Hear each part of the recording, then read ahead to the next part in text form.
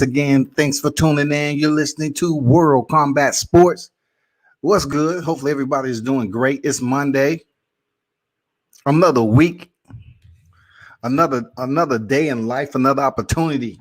And on this YTC, man, World Combat Sports, man, want to give a salute to those who support the channel and continue to show support and tune in to what I bring from behind the mic and out there in the field. You know what I'm saying? When it comes down to it, boxing is picking back up. So, like I told you before, I'm definitely going to be on deck in the field, supporting the fighters locally or, neighboring regions if I have the schedule to do it. But I truly appreciate everybody who checked out the media coverage of the fight this past weekend, Buckhead Fight Club. It was on and popping. Shout out to the Buckhead Fight Club. Shout out to Pete, Single Punch Promotions, for allowing me to, cover your card. So I want to first start off by saying that salute to the fighters who stepped in the ring, out of the ATL this weekend. You know what it is. It's definitely a tough sport to be a part of, and it's not for everybody. But what I can tell you is, they went in there and contended, and not just contended, but they went in there and made a statement for that night. You know what I'm saying? They went in and did what they had to do, and it was entertaining. So I want to give a shout out to the ones who was getting it in. You know what I mean? Shout out to Brian Norman Jr., man. Improving to 21-0, 17 knockouts. He was the main event, aka the Assassin. He's one of those guys that just gets straight to business down here. I'm not saying people don't know him. People know him. But, it's boxing, man. A lot of cats, a lot of individuals, they are connected to the culture and everything else that's linked to it, fashion, entertainment, all that. So they got a little bit more popularity. It depends on where you're from. But he went in and did nasty work to his opponent, did him dirty, got him up out of there early, and earned another victory, man. Shout out to him and his pops, for always doing an outstanding job, man, in preparation and representing the ATL. Shout out to Tay Jones that was in the building, the Golden Warrior, man.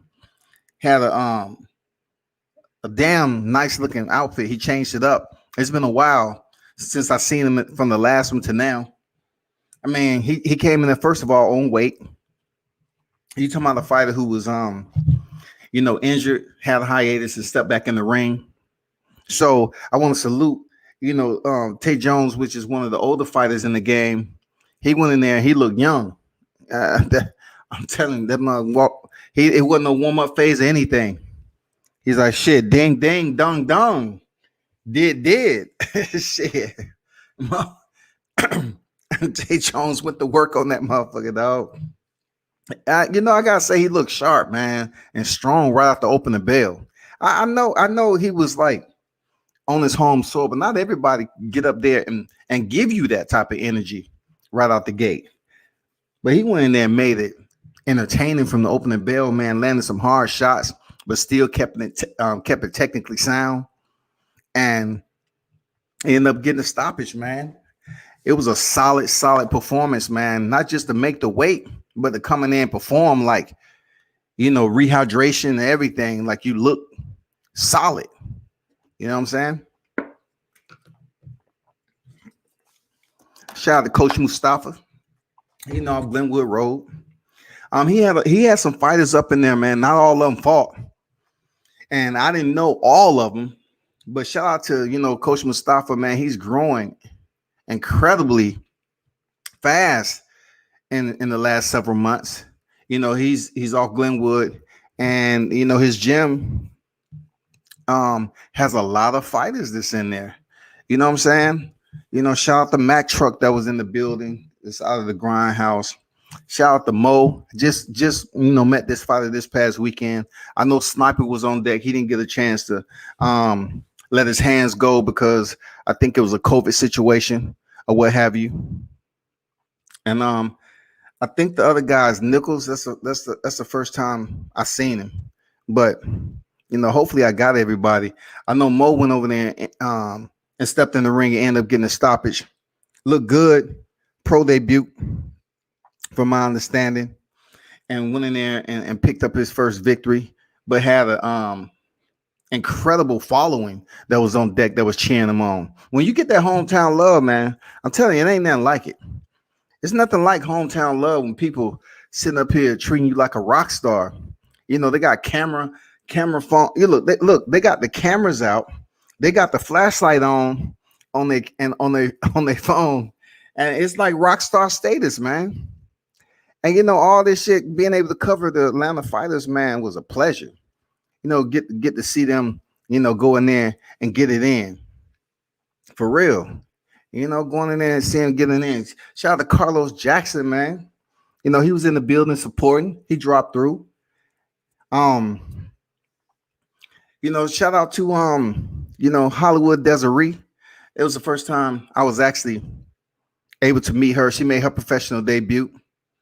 Most of all the footage and pictures are on my Facebook page, World Combat Sports. Shout out to Tika Hemingway. She was there to support her stablemate, from my understanding, one of her good friends, Hollywood Desiree. So shout out to Desiree for getting that victory in the team. Shout out to Tika Hemingway. You know what I'm saying? It was good chopping it up with on the interview. Kind of get an understanding of where she's at, what she has planned in her career. So all that shit was damn lit this weekend. Real talk. All that shit was lit. Like, it was a packed house as always, man. I'm telling you, Buckhead Fight Club, that should be on point. But I ain't gonna lie, I was working most of the time, and until they kicked all the photographers outside, away from the ring, and I was like, why? We got credentials, and it's always something with the COVID. So as you already know, Antonio Tarver didn't get approved for his boxing license down here. So I'm just letting you know the boxing commission is strict down this motherfucker, strict. So I said, fuck it, I'm gonna find a doctor and take a COVID test. Because I really wanted to cover the fights. I already gotten Tay out the way. And then, I missed one of his stablemates. So I wanted to get, Brian Norman and Mo when they came out. You know what I'm saying? So I found a doctor and freaking took a COVID test. Shit came back negative. And I was the only one shooting in the ring. You got to do what you got to do. You got to have the passion for it or you don't. You know what I'm saying? When they took a COVID test, waited till the results came back and then went back to shooting. So hopefully all the fighters, man, appreciate the footage I put out there, the videos and some pictures. And just so y'all know, man, those pictures, it's not just shoot and press send. Those pictures has to be edited slightly, nothing fancy because I ain't getting paid for it. But you know what I'm saying? Edited enough to be presentable, to be placed out there so the fighters can enjoy it. So man, do a brother some justice and donate to the cause. I'm not sitting up here watermarking all my picks and saying you got to pay me for the rest, but understand the grind and the hustle, man. You know what I'm saying? What I do it for and everything. And I appreciate the ones who showed love, who gave a donation. Truly appreciate it. I understand, that it is people out here that say World Combat Sports, we appreciate what you do, because when I'm on deck, I just work. Don't nobody have to tell me to do shit. I just get it done. So I appreciate you. I appreciate you. Real talk. Y'all keep on goddamn lacing up, putting in that training and shit, getting it in, representing the dirty South. Because look, Atlanta boxing is thriving right now, shawty. When I tell you, you know what I'm saying? It's thriving. Shout out to goddamn Hot Rod, Maybach Hot. Shout out to the Lopez brothers. You know what I'm saying? Hakeem Najee, K-Champ. Shout out to them cats. I see you moving. You know what I'm saying? It's so many boxes that's down here that's coming up on the scene, that's making a name slowly but surely. I mean, you gotta take your time in this motherfucker. You know what I'm saying? So shout out to the boxers is out here getting it in and changing up the thought process of what they believe about fighters in the dirty South. So, y'all continue to tune in and support. I'm pretty sure it's some other fighters that's out there from the ATL. But I'm just talking about the ones that I run into all the time and have familiarity with, because when you start running all these boxes, you just have to get a familiarity with them, man, and start learning who they are and what they got going on in boxing. That's all that is. You know what I'm saying? So shout out to the ATL boxers, man. Like I said before, Carlos Jackson, Tay Jones, Brian Norman Jr., the Lopez brothers, K Champ, Tito, Najee, you know what I'm saying? Mo, Sniper, Mac Truck, Coach Mustafa. Who else did I miss? Tay Jones, you know what I'm saying? It's a stable of fighters that's coming up in this motherfucker. So pay close attention. You know what I'm saying? Mark Nash in the building. Salute to you, my brother. What's good? Be sure you check him out. Breaking Beats across the damn Glenwood Drive. Be sure to check him out, man. Big Dog in the building. Salute to you, my brother. King Mitch in the building. Salute. What it do? What's good?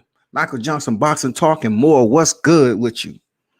I know it's been a minute. I've been working, man. Low crawling in this bitch.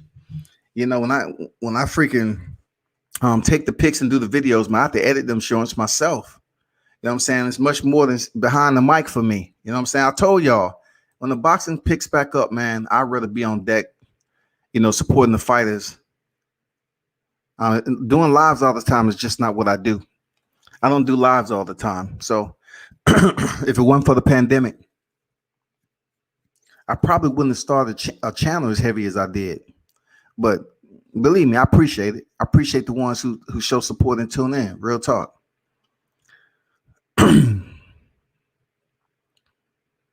Andrew Charles, what's good with you, bro? Yes, ATL Boxing on the rise and out, bro. WCS is in front line with all the exclusives and great content. Appreciate you, Mark. Real talk. Salute to you, my brother. I know you grinding too, man. Getting it in. SB90, what's good? Salute to you. WCS, good evening, brother. Good evening to you too, man. Good evening to you too. Lion Killer Podcast in the building. What's good?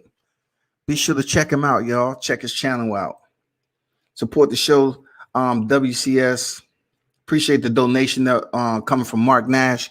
Support the show. WCS, the best in ATL boxing. I appreciate you. ATL got some young gunners. Yeah, for real. ATL, man, they got some strong fighters, man. Like I said before, it's plenty gyms out here. I'm gonna be honest with you. I can't go to all the gyms. I can't. You have to really get in where you fit in. Like I'm in here. I'm in the ATL, and then sometimes I'm outside these perimeters. So I can't go to every gym, but I'm just going off what I know. Like I don't suppose to know every gym down here because I don't frequent every gym down here. But I want to say the ATL fighters, like Mac Truck said this weekend. He said he went to a tournament and a dude was sleeping on, fighters from the South as if they was going to be easy work. And, that didn't sit with him well. And that's great. That's great. Because these cats out here working, they putting it in. And I like what I'm saying, man. I like the faces that's out here representing the dirty South, out here in Atlanta, and continue to fight and take your time in boxing, man. Shout out to Team Williams. He understands the whole process of taking your time in boxing. Just take your time. You ain't in a rush because you're going to get to the top one way or the other. You're going to get to the top. Seriously. You rushing. It's some fighters out there that's 3. Look, it's some fighters out there 3, 5-0. And they get more love than fighters that's freaking 25-0. You know what I'm saying? Just the way it is. So appreciate that shit. Continue to lace up, maintain your discipline, stay out of trouble, you know, promote your brand. And listen, when you see fighters that doesn't even have 5, 10 fights, they haven't even won a world championship yet, they get love from their city. That's everything. Seriously, that's everything, man. You see fighters goddamn showing love. I mean, fans showing love to these fighters, man.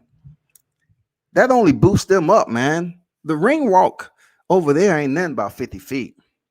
The love they get, from the tunnel to the ropes, that's everything in life. That type of energy goddamn boosts you up, man, and say, damn, it is love out here in the sport of boxing. Seriously. I get it. WC is a one-man band. He has boots on the ground, traveling everywhere for the content. I appreciate you, Mark. Real talk. Salute. Michael Johnson say, you ever been to Soul City Gym in Toledo? I haven't yet, man. But I will be up there soon. Since you mentioned, I mean, not because you mentioned, but I have some stuff that's popping over there in Cincinnati. Something big that's popping over in Cincinnati. I like what they're doing out there, Soul City Boxing.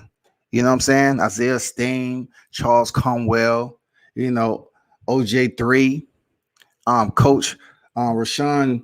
I mean, come on, man. They got some hitters out there at Soul City, man. You know what I'm saying? I talked to Haven Brady. This weekend got an interview with him. Young cat, man, 2-0 in the game, man. Well decorated as an amateur fighter. That's the shit I'm talking about. You see these young lions roaming the damn Serengeti, man, when you go to these regional fights. You check them out, man. That's what real media do. I'm not knocking on anybody, but you really get to know the fighter, because when they get on the big stage, you say, okay, I know so-and-so. You know how they how it was when you approached them. You know how the conversation went. You know a little bit about their backstory. Everything. So shout out to Haven Brady, man. I even forgot. That kid's so quiet.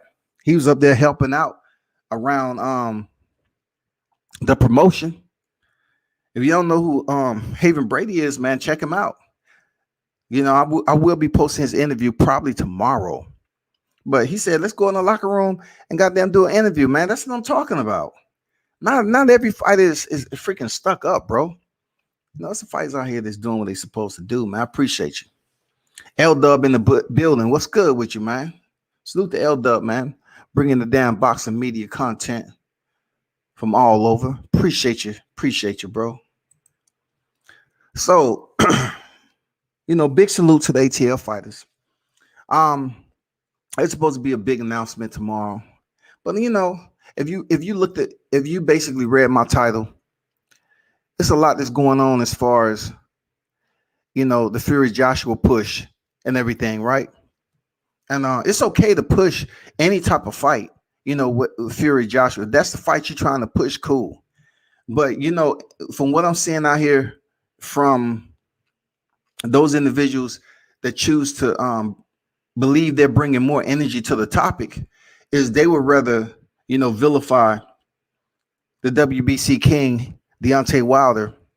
And I love it. I love it when they keep on saying Deontay Wilder fanboys. I love it. Keep on saying the same shit like a little kid.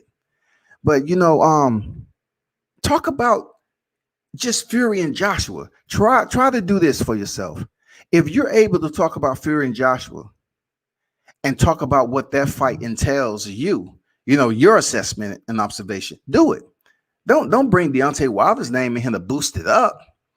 Look, listen to a lot of these channels that do a live on Fury Joshua being signed and shit, and it's gonna happen, all this, then the other. You have a timeline to meet. The timeline has come and gone. Nothing. I'm not saying it's not gonna happen. I'm not saying it's not gonna be official. But what I'm saying is, You would hear them talk, and then they have to bring Deontay Wilder in. Oh, he making excuses. The same broken strings all the time. The tune doesn't even sound the same anymore. It's so worn out. They say the same shit all the time. I don't like him. He make excuses. I just want to hear him talk. Okay, you hear him talk, and then what? You criticize what he's saying.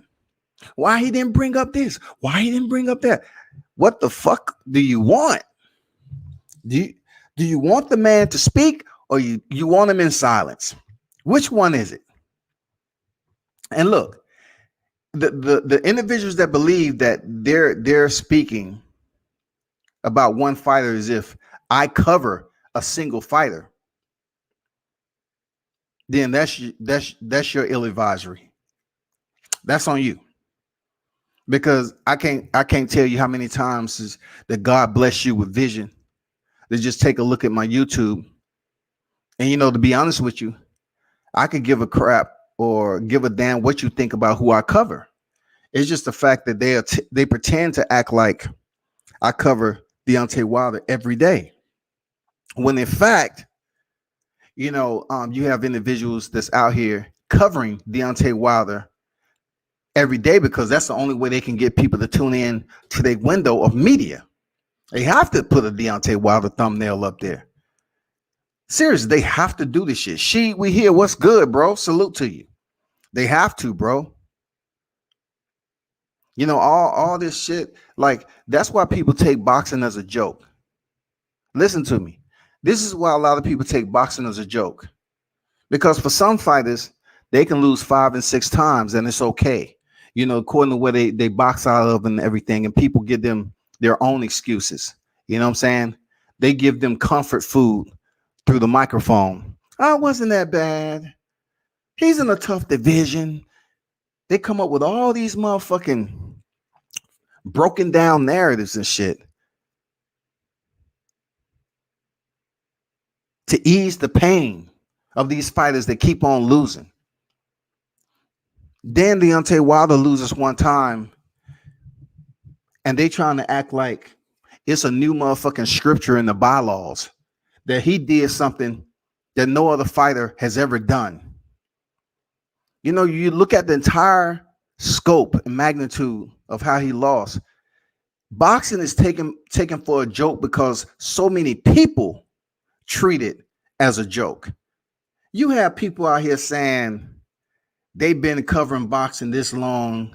They've been covering boxing that long. And it's all good. You can cover boxing however long you have people with different type of panels. That's cool. But if you tune in to YTC, you will understand there's no consistency with the way people cover boxing across the board. Everybody has their own way of covering boxing. Some people want to cover boxing with drama. Some people want to cover boxing with multimedia. You know what I'm saying? With slides and be descriptive. Some people want to cover boxing with panel hosts. Some people just want to talk about the sport and topics as they see them and have dialogue from the live chat. Everybody cover the sport differently, but it's no consistency across the board. So when I hear people come on here saying they're the best at what they do, you're not. No one is the best at anything on this YTC. Everybody has their own way of thinking. And when it comes down to Deontay Wilder losing once, I hear grown-ass men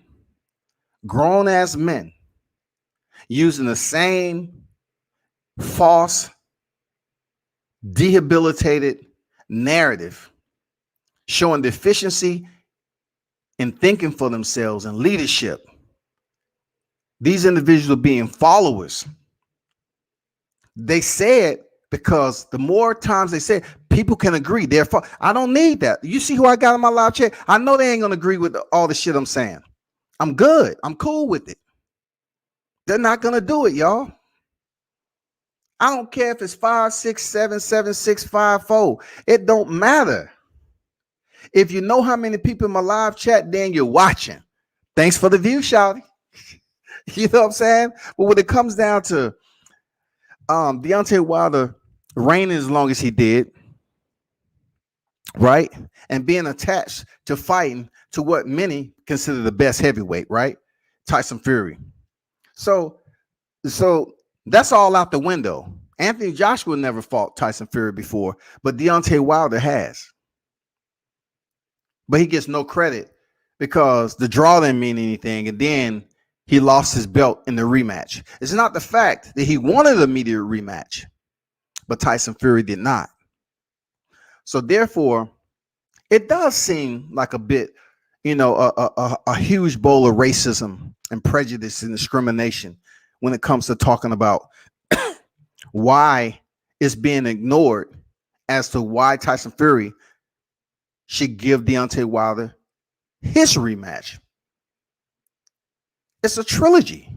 Provide him the same fairness. Period. That's all I'm saying. Provide him the same fairness. How can you all of a sudden overlook that he didn't take the immediate rematch? He had 3 other fights after that draw, and then came back, was able to get the title. But due to the pandemic and everything else that took place for that year 2020, you have individuals that's out here speaking as if they're deficient as to just cognitive thoughts that goes along with watching something and then coming up with a conclusion. It wasn't that much boxing going on.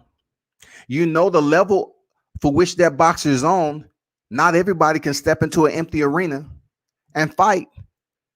The promotions are not going to do that with 2 big names as Deontay Wilder and Tyson Fury. It's not going to happen in that manner. So you have people, it don't matter. Deontay didn't want to fight. He could have fought at the end of the year. He didn't want to fight. So if he didn't want to fight, you should look back and do your research, unless going to remain biased and discriminatory and overlook the fact that he offered the immediate rematch. I'm just saying, do better. Like, I enjoy hearing people say the same thing. It just shows the juvenility in how you walk around as a person in life, how immature you are. The people that say the same thing about Deontay Wilder, what he don't deserve with 1 loss, 42 victories with 1 loss, right? What he doesn't deserve with 42 victories, 1 loss, 42 victories, 1 defeat, 1 draw, and a what? 41 knockouts. 41 coming by way of knockout. Continue to sing the same song, okay? I appreciate you. Real talk, I appreciate you. Because as long as you keep that name in your mouth, hey, his name is going to be out here in the media. Appreciate you. Mo Millions in the building. What's good? Man, shout out to Mo, man. Mo ended up picking up that dub this weekend. Appreciate you. ATL in the building. Grindhouse. Put on a show. Y'all make sure y'all follow Mo Millions on IG, man. Got a huge boxing following down here, bro. Silver Surfer, what's good? A false narrative is only a false narrative to certain observers. Hey, okay, that sounds like a riddle inside an enigma. You know what I'm saying? What you talking about, Shawty? The Fury versus AJ contract expired, and COVID stalling the fight, just like Wilder versus Fury. Fury is a fraud. Talk to him, Michael Johnson. Talk to him. That's all I'm saying. Sound-minded individuals like yourself. It don't matter how many people tuned in. When you got educated, sound-minded individuals that know and understand the sport of boxing, that's all I need. Because they're not going to be on no clown shit. Tom Brown in the building. Salute, man.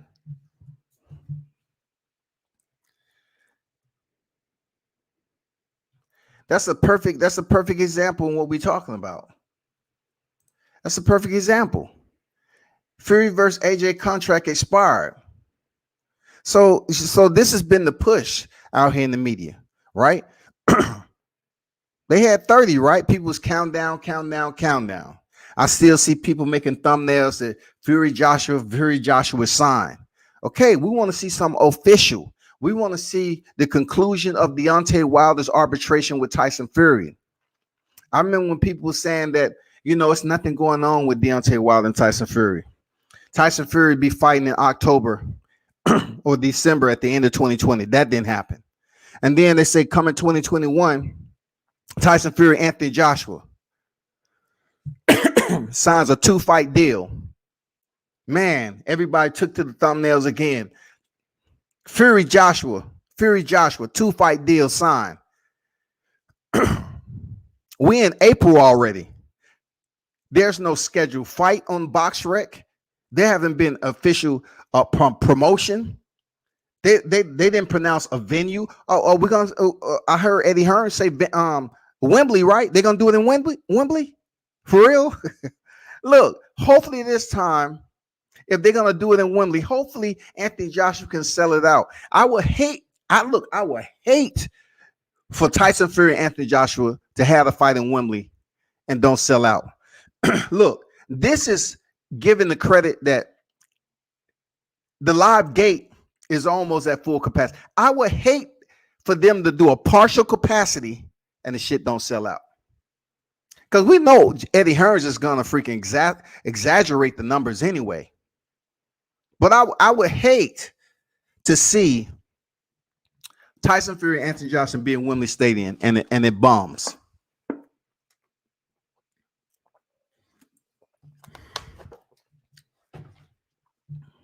Look, I support Conor Benn, man. Salute to Conor Benn. People that don't watch your channel don't know this, but I was told that I hate on European fighters, right? So I say, how? Because you pick one fighter like Anthony Joshua, who I've kept my same energy. I say he was a robot. He was overrated. And then he got washed. I said all this shit about Anthony Joshua a long time ago. And then he get washed by Ruiz, and people make excuses once again that he didn't know his opponent. Andy Ruiz, he was really an undefeated fighter. He was a good boxer. He really won against Joseph Parker. All this shit. They make up fucking excuses. Anthony Joshua quit. And then Tyson Fury runs out the sport because, of drugs and peds. A pending appeal off the Christian Hammer fight. Not only that, the thumb loop to his glove in the Christian Hammer fight was altered. How can you rip the thumb loop in your glove? And Tyson Fury sits up there and scratches his head like, God damn, they caught me. The dude was a cheater. Is. Tyson Fury's a cheater. So therefore, if you mad because I give criticism to fighters that happen to be in the same location, in your perspective, then so be it. Because how are you sitting up here condoning that shit? You condone cheating? The man was doing cocaine. The man was goddamn sitting up here and popped for peds. He was suspended.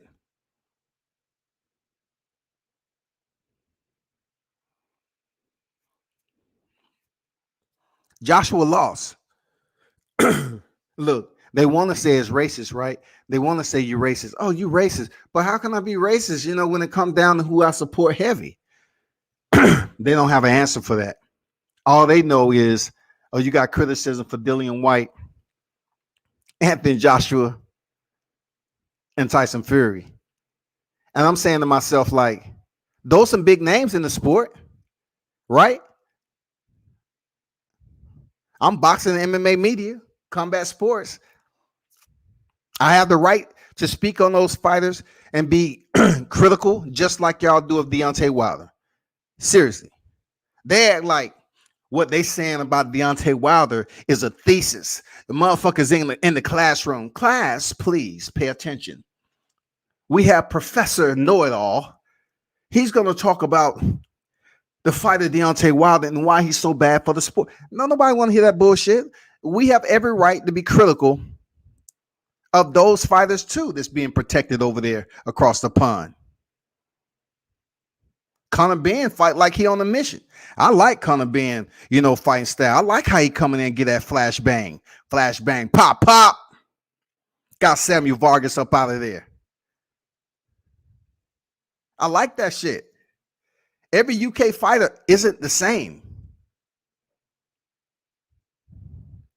There are many who get their ass whooped. I ain't gonna lie. It's some UK fighters get their ass whooped. But so is some US fighters too. But y'all keep on dogging out a man, the fighter, Deontay Wilder, man. Y'all, every chance y'all get, y'all got something negative to say, man. Keep on saying it. Because what you're doing is keeping his name relevant in the media when the man is not even scheduled for a fight yet. Thanks for doing my job. And look, to you haters out there, I understand and know who you hating on, who hating on me. I get it. I understand what's going on. The plan that y'all think y'all have an effect. I got people that talk to me too. They talking to you and they talking to me. It's all good. Tone Brown say Ennis is ready for Bud Crawford. I just don't think they will ever fight. Man, Tone, we link up on that. We link up on that shit. Jerome Ennis, Jesus Christ. Dude look absolutely impressive. This dude was freaking goddamn pulling motherfucking weapons off each side, like had one in the small of his back, left or right here in the front shoulder. He was just firing off from anywhere. Wherever stance he chose from. That's what I'm talking about. Motherfucking sweet signs. You gotta love that shit. The beauty of that motherfucker, when you think outside the box and say, you know what? I might not have my rhythm down right now, but I'll get there. I'm going to practice enough to the point where my rhythm is unpredictable. I'm able to do things that's outside the normal standard and format of boxing.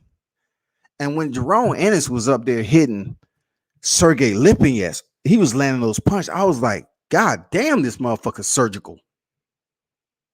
Jerome Ennis is a motherfucking issue. This is what we needed in the damn welterweight division. We already got one switch hitter and Terrence Crawford. I'm still riding with Bud. I'm still riding with Bud, period. But I'm giving Jerome Ennis his motherfucking props to going in there doing what he's supposed to do. I mean, Jerome looks sharp, dog. Like, how accurate can you be? It's almost like this dude couldn't miss. I know it was Sergey Lipinets. I know it. But look how he worked for the knockout. He let the knockout come to him. He kept the punches in succession. Kept the volume just right on the punches. He was landing at an astounding rate. He broke Sergey down. Mikey Garcia dropped Sergey in the 7th, but he couldn't finish him. But the work that Jerome Ennis was putting in on Lipinets, I was like, EMT up? Where is the EMT? Shout out to Jerome Ennis for making a statement, coming off a short fight that ended in the first round from a headbutt. A lot of people was criticizing, oh man, we didn't see shit. You seen him stop Lipinets. So therefore, the question is, who's next? Mo Million said, thoughts on Brian Norman versus Tank. I like to see that fight. Now that Gervonta Davis is talking about moving up to 140 and facing Mario Barrios, right? For those individuals that was in the gym that day, seeing what happened down here in the dirty. It was a sparring session for the ages, a 3-day process. Well, ATL's own, the assassin went in there with a 3-time world champion, got it in. I would definitely like to see that fight. That fight right there, man. Listen, it'll do just with Brian Norman and his pops, with his pops being in the picture, because that's who you really have to worry about talking. That fight will work yourself up to something special. But if I had to make a decision and assume will he get the fight, I don't even think Tank will give him the fight. Just off what happened in the sparring session, how it lit up the media. You know, the motherfucker was burning all across the media. It was a motherfucking wildfire in this bitch. And it brought a lot of exposure to Team Norman Jr. It brought a lot of exposure. It was so much exposure that, Tank took my video and photoshopped his nose. You know what I'm saying? He didn't ask permission. You know what I'm saying? Tank altered my video. You know what I'm saying? Brian went in there and did what he's supposed to do, man. And I'm just looking at the way, Tank act when giving fighters and Floyd running his business. I don't think Floyd would even give him that fight. And 21-0, man. Hey, man, that should be fire. That's all I can say. That should be fire, man. But I really don't think that's something Floyd would give, Brian Norman, because they're gonna try to say he ain't a big name. He ain't did this, he ain't did that. But at the end of the day, the sparring session was what it was. We can't take that shit away. That shit was legendary sparring session. Both of them guys went in there and went at it. I mean, punches was landing hard, fireworks, TNT. Motherfuckers was getting punished. And for the amount of time that they was in there sparring each other, that was a legendary sparring session. Too bad it couldn't be on motherfucking video, dog. I just think it would have helped both of them out, really. That's all. We went 8 strong rounds, but I don't know how he would hold up for 12 against a puncher like Davis. They had 2 sparring sessions, man. And one was off the clock and one was on the clock. You know what I'm saying? But I seriously doubt Floyd Mayweather will approve that fight. D. Hodges in the building. What's good? What up, World Combat Sports? Salute, man. Salute to you, D. Hodges. What's good with you, bro? I just don't know. I can't tell you, if it came down to me assuming, and I can't really assume what Floyd got going on, but, just the fact that he's very meticulous in moving himself as a fighter, he's going to do the same with his cash cow, Gervonta Tank Davis. You know what I'm saying? I don't have no issue with Tank Davis. He's a savage at the end of the day. He's a street dude. He got it from the mud. No doubt about it. He had it rough, nothing easy handed to him. So you have to expect him to be a part of some of the situations he's involved with outside the ring. I said this even before that shit happened after the damn Leo Santa Cruz. I said it. I said we might have to be more concerned not what Tank does in the ring, but what he gets into outside the ring, man. Because he had already been in trouble. But you won't know that unless you listen to my lives, man. I said it. Seriously. But back to the 147-pound division. So Errol Spence, I'm not sure if he's motivated to show Boots Ennis that love and act like he want to, fight someone to just put on a show like that. And I always assess boxing as the opposition. How does the opposition match up? Well, I'm going to tell you right now, Sergey Lipinets is not Errol Spence. Let's be clear. So styles make fights. And sometimes style will cause one fighter to shine. It's just the way boxing is. But when you have big names in the welterweight division, like Terrence Crawford, Errol Spence, Manny Pacquiao, Keith Thurman, Danny Garcia, and the ones that's upcoming, like Yordenis Ugas, Virgil Ortiz, Jerome Ennis, you and Sean Porter, you have those names up there, and can we assume they're gonna fight each other? What I mean by that, like, a lot of shit is on the line right now. Is Jerome Ennis is gonna get a real title shot for for the super title anytime soon. I don't see it fucking happening. I mean, the easiest one right now, in my opinion, was the WBA. This would be a perfect time to see a Jerome Ennis versus Yordenis Ugas. Absolutely can't. Look, this is what I said before. It'll be great to see Keith Thurman put himself back in the equation, pick up one of his old belts, the WBA title, and fight Terrence Crawford.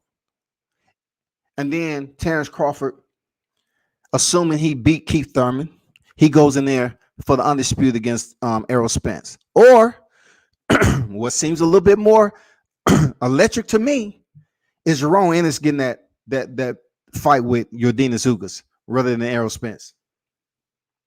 I think Jerome Ennis beat Yordenis Ugas.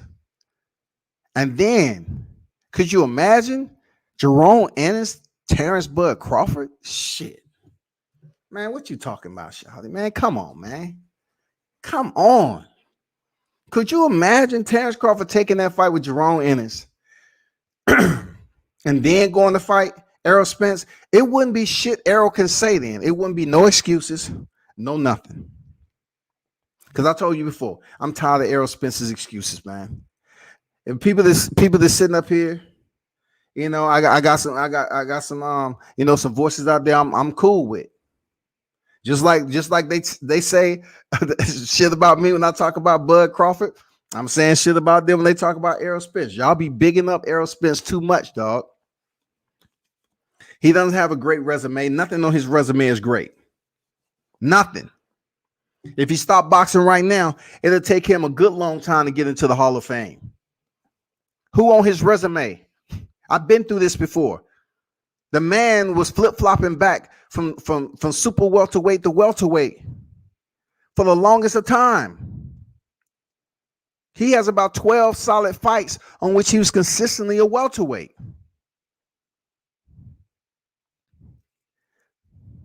Just take a look at it. Now Jerome Ennis come on the scene. Look how many fights he got compared to Errol Spence. Yeah, Errol Spence has 2 title shots on his resume. One from Sean Porter, one from Kell Brook. Correct. But I'm telling you, man, look how young Boots Ennis is. He's 2-3, right? He has the whole entire calendar. The calendar of prosperity ahead of him. This dude is going to do some work.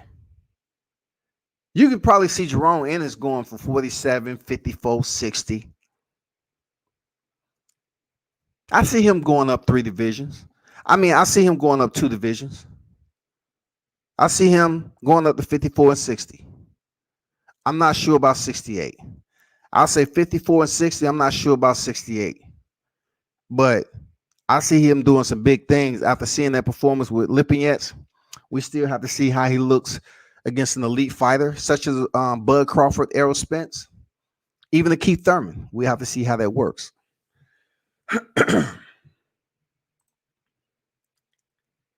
Mitch say Ennis get busy, but I can't put him top 5 off KO and Lipinets. True. He's definitely top 10 easy. He looks great though. He mostly likely beats a few of the guys ahead of him, but their resumes reign supreme. I agree with that. I agree. I mean, you can't put him top 5 right now, but God damn it, he's close. I'm gonna be honest. He's close. He's close. If he ain't 5th, he's 6th, 7th. Shit. I mean, we do have some. Look, we will have to see Ennis in there with some of the bigger names that's not really comparable to the top tier boxers that's in that division. Like, we have to see how he does against a Virgil Ortiz. You know what I'm saying? Like, I'm gonna be honest with you. I don't consider Yordenis Ugas a top 5 welterweight. I just don't see him as a top 5 welterweight. Sean Porter, in my opinion, is still a top 5 welterweight. Of course, you have Bud Crawford, Errol Spence. That's 3 right there.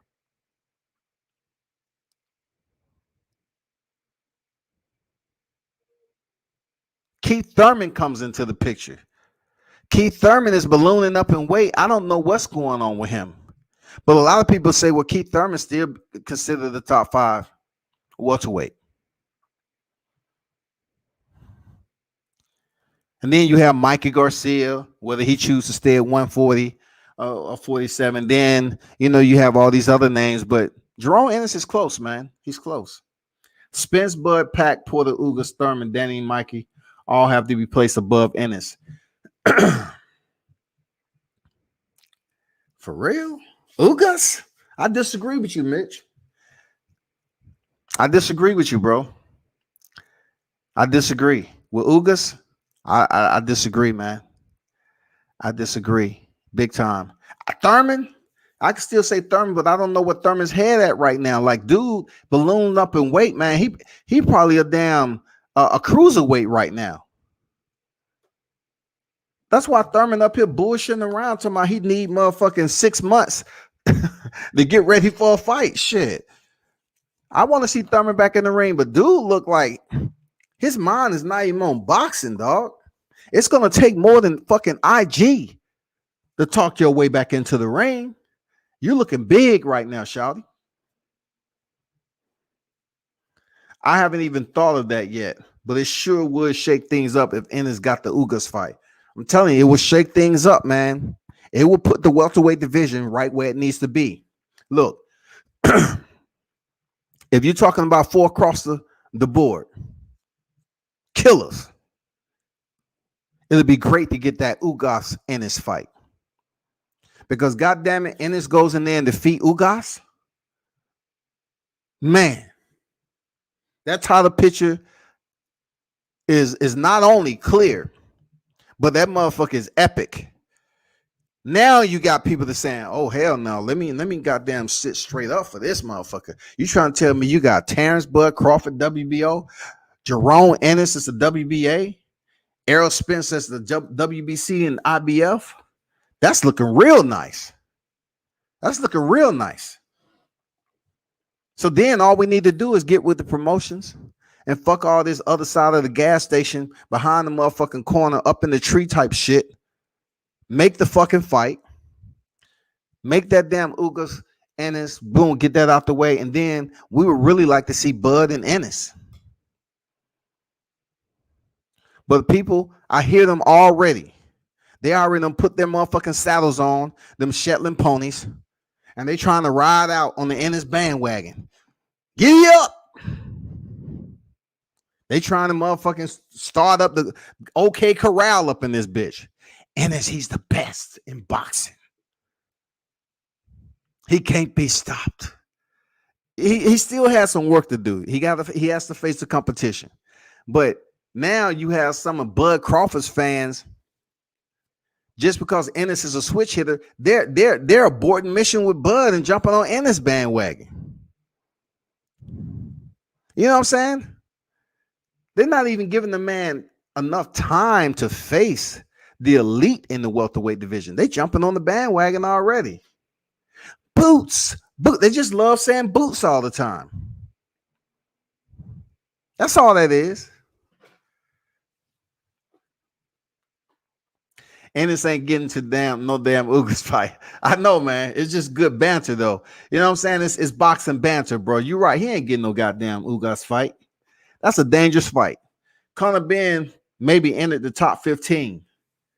Fucking embarrassment to call out Amir Khan, though. It was, man. Like, what the fuck is Conor Ben doing? Like, look, listen. Listen, people. The realest shit I heard as of recent, it's not like I just heard it, but I'm just saying someone who totally understands how the stage play works is Michael Williams Sr. and how he's bringing 150 up. He understands. Conor Ben is pretty much building up a resume, and he understands he's going to get his shot,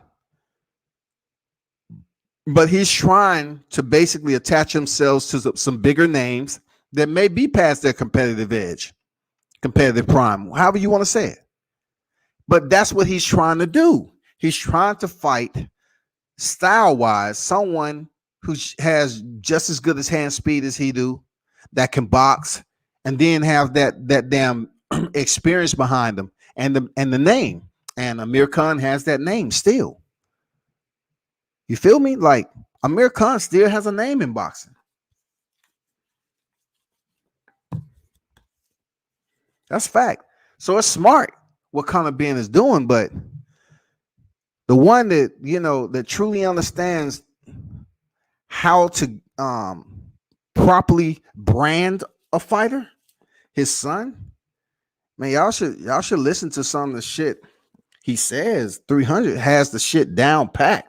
He totally gets and understand how to raise the fighter in the sport of boxing. Take your motherfucking time, do what you got to do, build up your resume, because boxing is a no love sport. Check it. Once you get the title, you got to keep the title. If you get the title and lose it off two defenses, let's just say you get two, you get a deuce out that motherfucker. No one else is gonna remember you if you didn't, according to who you fought. If you go out there and lose your title on your second defense, people are not gonna look at you like, oh man, he's special. Look how they did Kell Brook. Look how they talk about Sean Porter. Danny Garcia. Danny Garcia fought for a vacant WBC title when he came into the welterweight division. That's after taking two catchweight fights to get up to this bitch. But Danny Garcia's never defeated a champion in the welterweight division to get a belt. Look it up.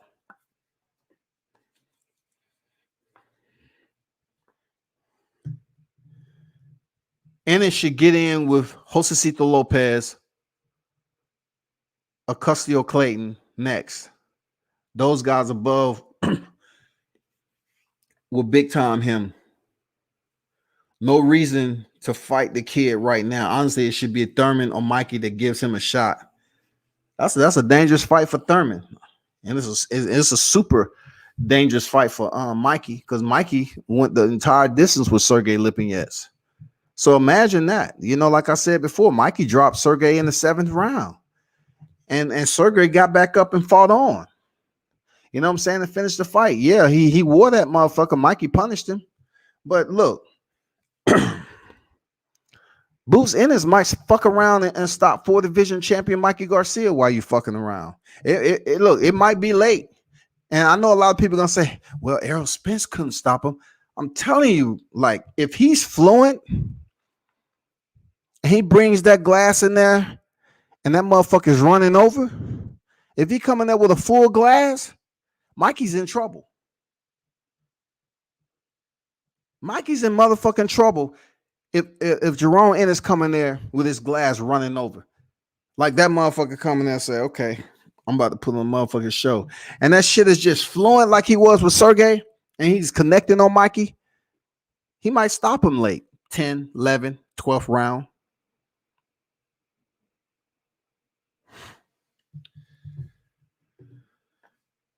What's going on, Bruce? What's good? Salute. But I agree with that. Clayton, that'll be good. I like Josecito Lopez, man. I like Josecito Lopez, for real. His boxing style, man, how fundamentally sound he is, his tenaciousness and grit. I like how he go in there and box, man. Conor Ben needs to fight Ted Cheeseman or make his American debut versus Blair or Flair Cobbs. Blair Flair Cobbs. Damn, dog. One thing Conor does need, Mitch, when he comes over here across the pond, he need to do it better than most. He needs to come over here and fight a name that's big enough for people to come see him fight, first of all. And he needs to put on a show. He needs to come over here and light it up. He does. He needs to fight in the right venue. And the promotion needs to be very active.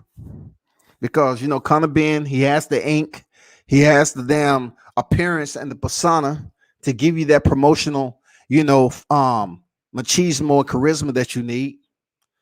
He gonna talk his shit, but he needs the right dance partner. If you want to go talking for talk, trash talk for trash talk, Thurman would be good. But I don't know, man. Like Conor Ben, how long is he gonna be at that weight? I'm just curious. How long is he gonna be at that weight?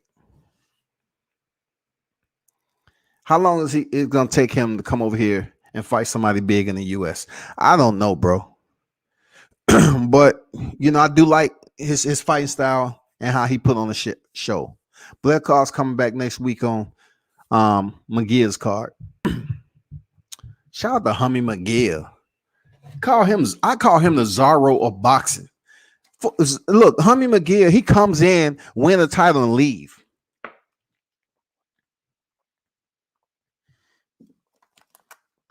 Hummy McGill one time fought like 5 times in a year. And before you know it, he was gone. Poof, gone.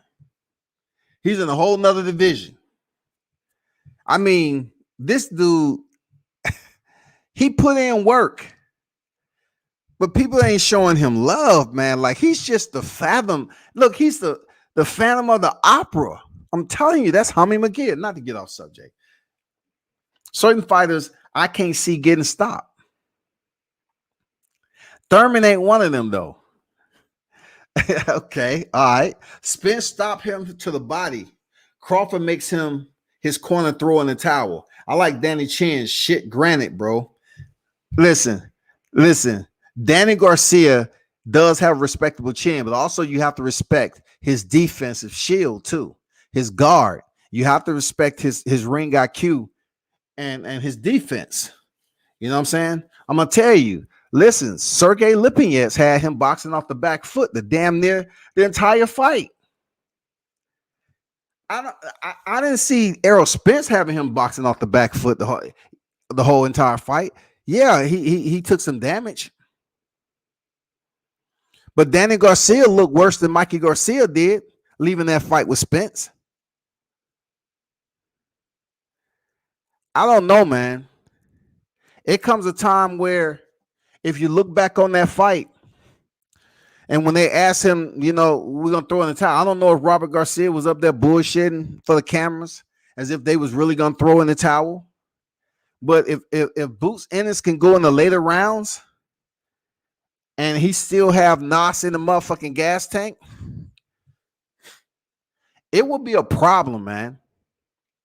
If he's still sustaining that damn fluidity, speed, sharpness, accuracy, I think he'll stop Mikey, dog. Like you said, it might just be a motherfucking towel coming over or through. It don't matter. The towel might come in the ring, goddammit. It might even be Mark Breland.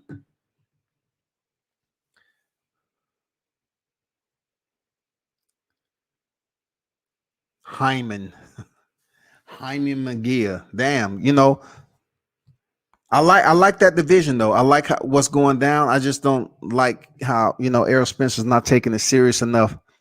I don't know what's going on with him. Like I said before, I gave y'all the ultimate story on how he can boost up his career. People laugh at it, but maybe it's too far fetched for two stablemates to pull off a heist like that. See, Floyd Mayweather, he can. See, Floyd Mayweather, he will pull off the heist. Floyd Mayweather is such an educated genius when it comes to making money in the sport of boxing. He knows how to manipulate the situation. That situation being the opponent he's facing, and how way ahead of time, how can he capitalize and on his profits, on his revenue. He think way ahead of time on who he's fighting and how he's going to maximize his capital. That's what Floyd does. Floyd will be able to pull it off. I don't think Errol Spence and Jermell Charlo can, because it's just not in them. But if they could, they have Al Heyman there as the author. Al Heyman, no, not the author, the publisher. Al Heyman can publish that shit, dog. He can make it happen. I'm not going to go into it tonight. Y'all know what I'm talking about. Nobody else has said it.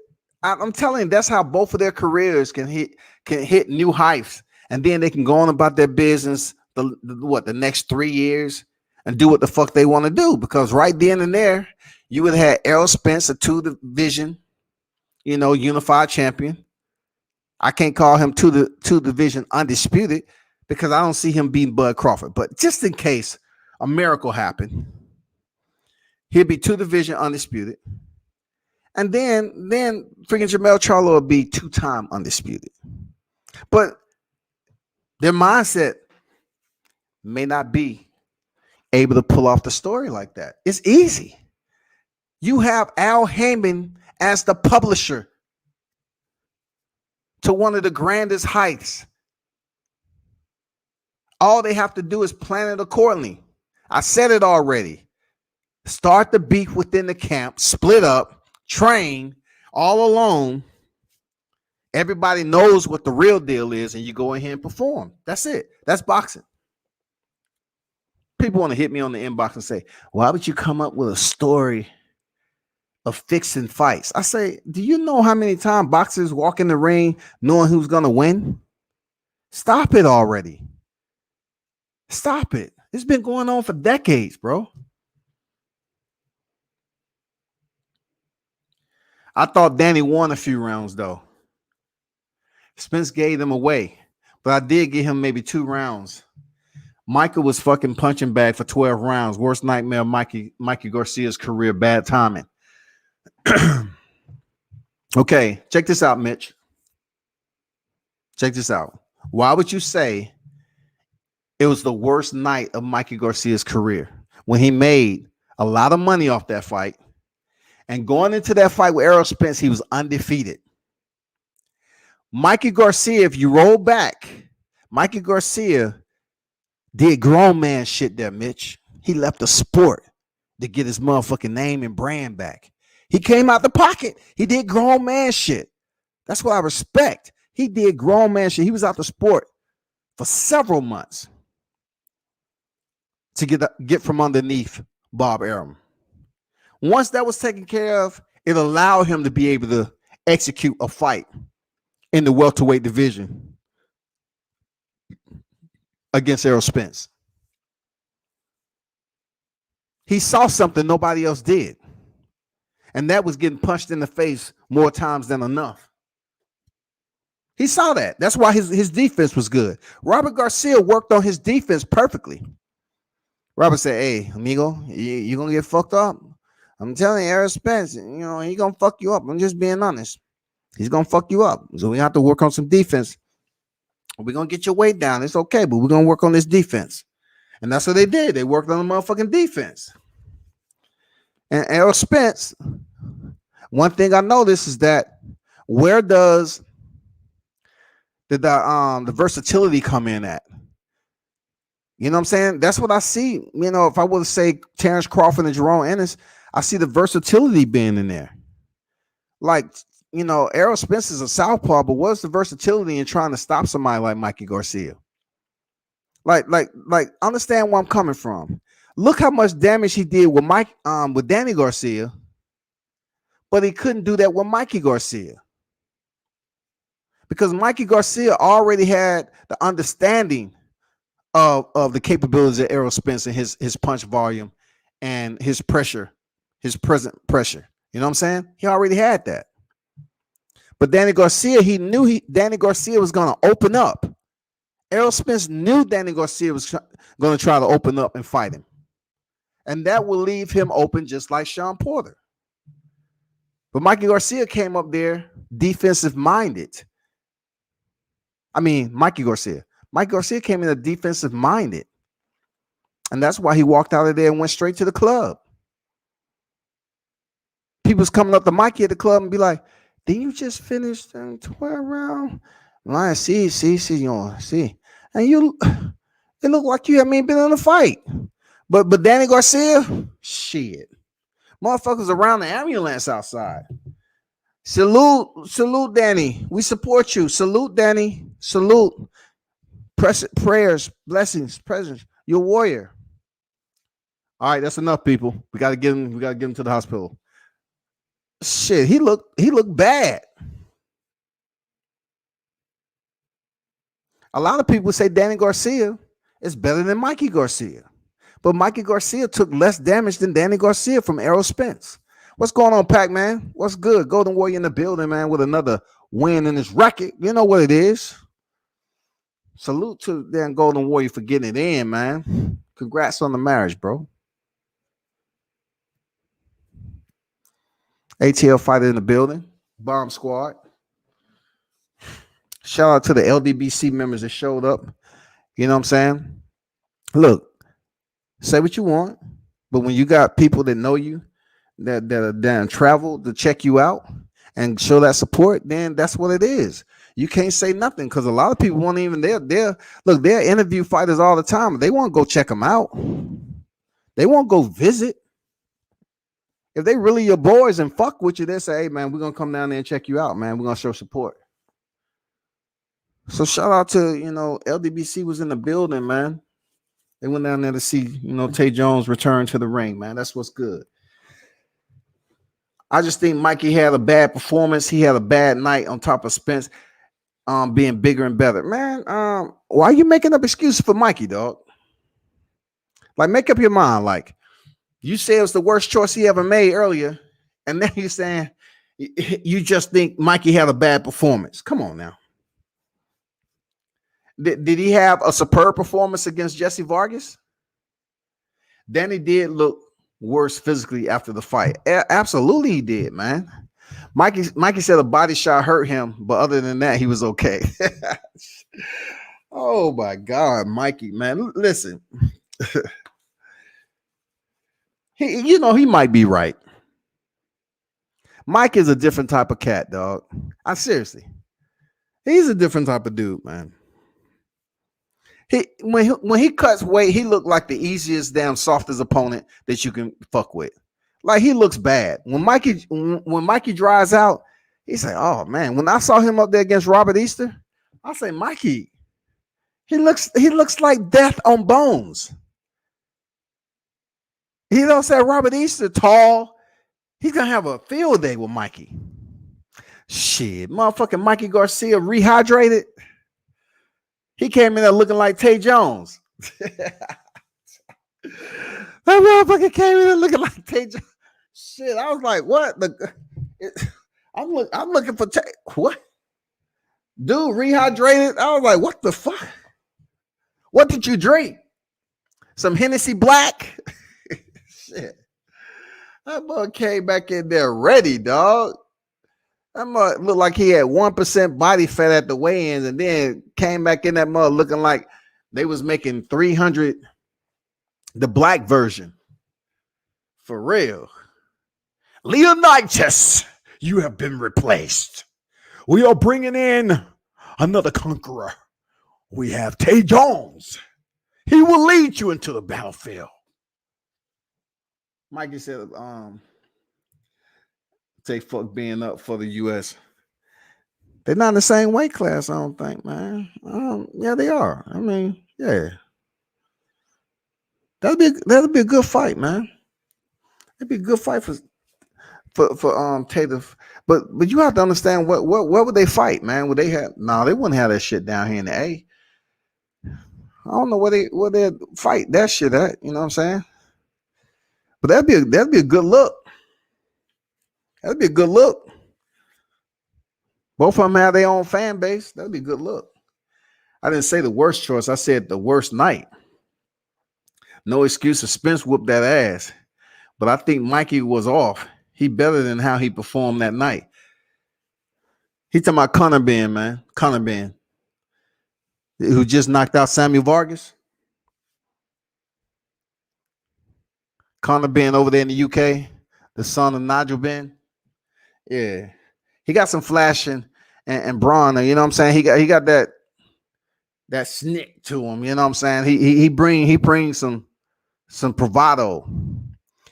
Look, once again, and Mitch, once again, like I saw Conor Ben fight Sebastian Formella, right? And I'm saying, is Sebastian Formella just a tough dude who can take an ass whooping? Because I thought Sean Porter really took it easy on Formella, right?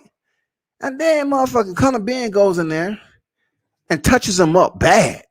He couldn't stop him. I say, well, I don't think Conor Ben has power like that. You know what I'm saying? Then he goes in here against Samuel Vargas. And he gets the stoppage. So I'm saying Styles may fight once again, but Conor Ben is a problem. He will be a problem, man. It's I'm really not sure yet on if he has true power or not.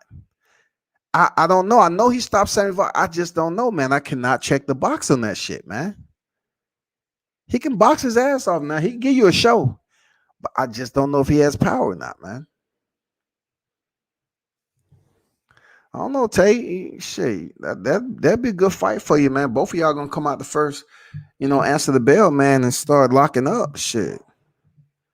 For what it's worth, I didn't think Mikey looked all that good versus Jesse Vargas.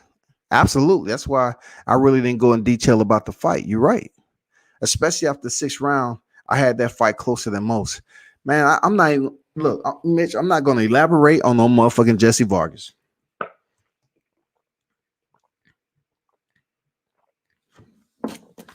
Jesse Vargas is a good dude, but I can't really waste no oxygen on Jesse Vargas. Not putting Mikey Garcia in the conversation with Jesse Vargas. Two plain ass dudes, two corporate dudes. I mean, when it comes down to it, they some boring type dudes, dog. But hey, I respect them for their boxing, dog. Those two remind me of like Oscar De La Hoya a little bit. Like they really don't have no personality. Every now and then, Mikey Garcia talks shit. When Ellie catches him in the gym, just shooting the shit. You know what I'm saying? And I mean, but Jesse Vargas, I don't know, man. Jesse Vargas give me that De La Hoya, watching tree sap. You know what I'm saying? In the summertime, watching tree sap drip down. You know what I'm saying? That he gives me that type of personality, that tree sap personality. I don't get anything else from that. You know what I'm saying? Conor Ben bomb rush Samuel Vargas. That's what he's supposed to do. That's what he's supposed to do, man. Y'all make sure y'all follow Tay Jones on social media, man. He's back in the ring now. He might have another quick one. But not, man, I be down. He didn't come out that motherfucker looking like goddamn Leonidas.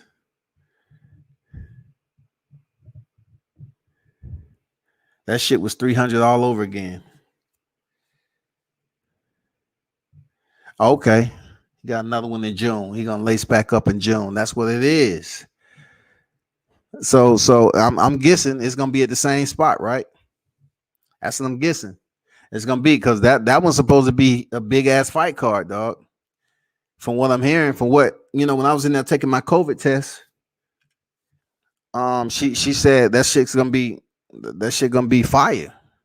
That's gonna be the card to be at because they doing it big.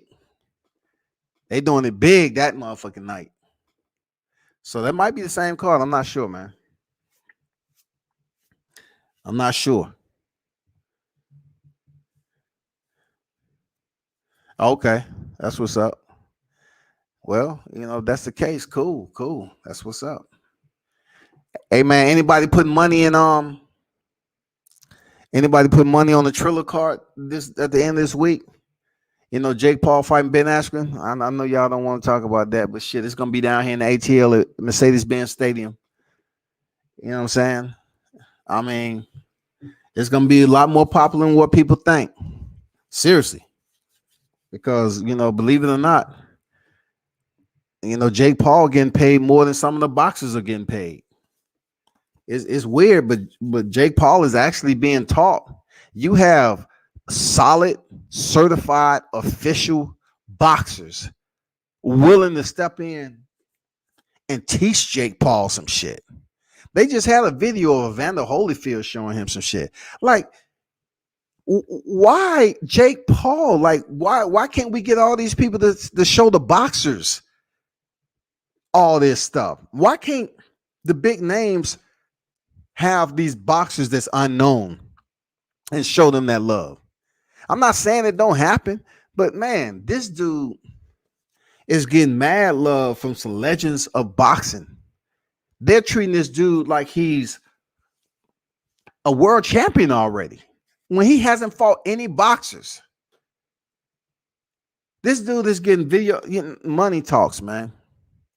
Real talk. Money talks when you have billionaires behind you, when you basically establish yourself and came up, you know what I'm saying? You self-made. I guess people treat you a certain way when it comes to boxing. Mike Tyson, if you got money on shit, Mike Tyson had you on motherfucking hot box easy.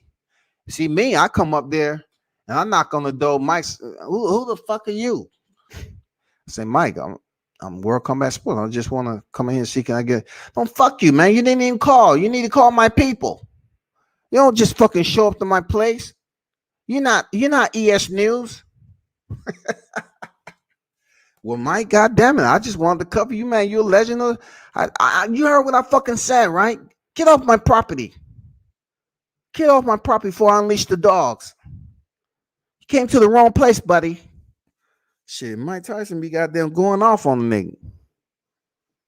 What's your followers? You have more than ES News. If you don't have more than ES News, you can't get in. Shit. Mike Tyson won't show me no love. I have to lie. I say, well, Mike, I'm sitting about 250K. Oh, for real? Okay. I say, yeah, shit. We can work something out, man. Let's talk this boxing shit, Mike. You got a fight coming up, don't you? You know what I'm saying? Let's talk about that shit, Mike. Goddamn, go hit the frog, man. Let me hit the frog with you. You say that shit take you into a whole nother universe, right? Let's travel, goddamn it. I want to see what the frog does. I was curious about your conversation. I want to go straight to the frog and see, does it take me to a different type of mental euphoria? You know what I'm saying? I just want to see, can I have an out-of-body experience? Take me to the frog, Mike. Okay, buddy. Hey, you asked for it. Let me stop, man. Shit. I know y'all saw Eddie Hearn goofy ass say Grote won't make it through 10 rounds with Savannah Marsh. Yeah, man. Look, Mitch. Eddie Hearn's up here 1 minute. Carissa Shields, he was hyping her up because she did a single fight. I guess she did 3/4 of a fight on the zone, right? A match run, right? And he thought he had one. And then Clarissa went on about her business. Now he trying to dog her out, and big up Savannah Marshall. The only one that actually had success with Carissa Shields, and got the win. Now they trying to build up a clash with Savannah Marshall. And yeah, Eddie Hearn's gonna do what Eddie Hearn does. He's gonna hype shit up, bro. And I want to see the fight. I ain't gonna lie, I want to see it. They saying Savannah Marshall has a bit more power than Clarissa Shields, and she can box. I want to see the fight. I'd like to see that fight. Real talk.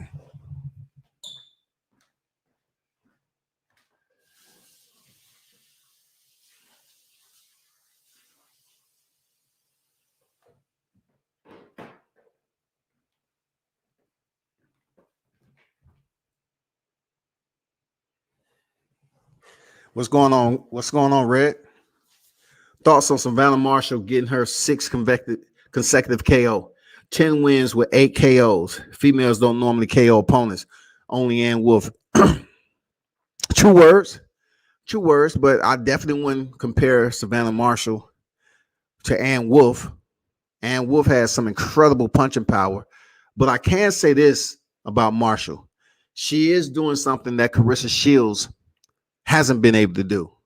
All right, Clarissa Shields is sitting at 11 victories with only 2 knockouts. 2 knockouts. Okay, Savannah, she can have 8 knockouts. But I'm gonna be honest, and and with the integrity of myself, I would like to see what she's able to do against a boxer like Carissa Shields. Because you can have 8 knockouts, but yet get outboxed and lose. You know, Carissa Shields can outpoint her ass and win the fight UD. But that is going to be a good fight if it happens soon. Carissa really needs to take this fight. I don't want to hear no, no nonsense. I hope the money is right.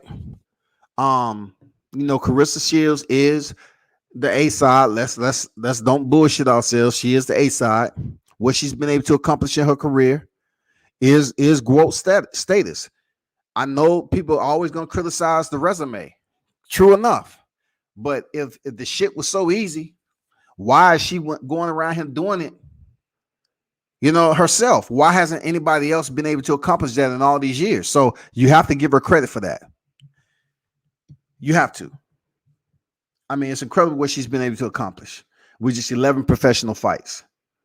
2-time gold standard Olympian. I mean, those are some huge badges to wear on your chest plate. But when it comes to Savannah Marshall, a lot of people are going to root for Savannah Marshall because they don't like Carissa Shields' attitude. That's just one of the flaws that she has in the sport of boxing.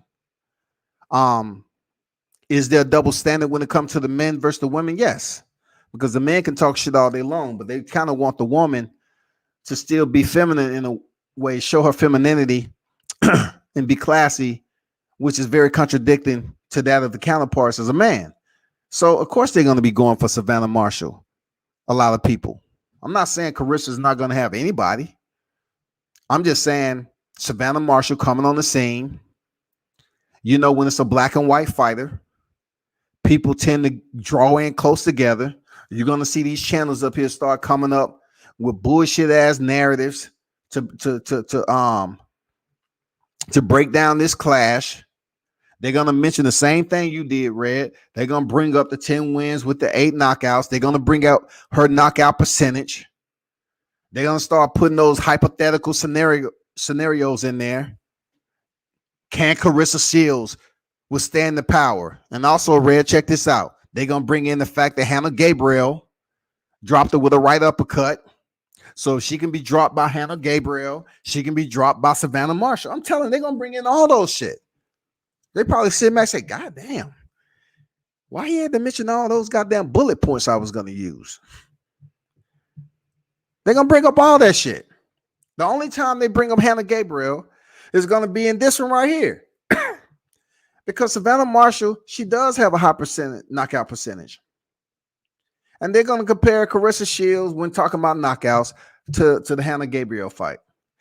Seriously. What else can they compare it to? But they're also going to have to compare Carissa Shields' boxing ability, her skill set. She's highly skilled when it comes to her technical ability. She can box. It ain't no doubt about it. She just don't have knockout power. She's still young in the game. She might show up like Conor Ben and start knocking motherfuckers out. I don't know, man. I don't see it. But what I do know, she can motherfucking box. Guo versus Marshall is one of the best fights in women boxing, though. Only competitive because Guo has been fluctuating in lower weight divisions. True? Absolutely. See, Carissa Shields fought very heavy in the amateurs. And what she's been able to accomplish in the professional ranks is descend in weight.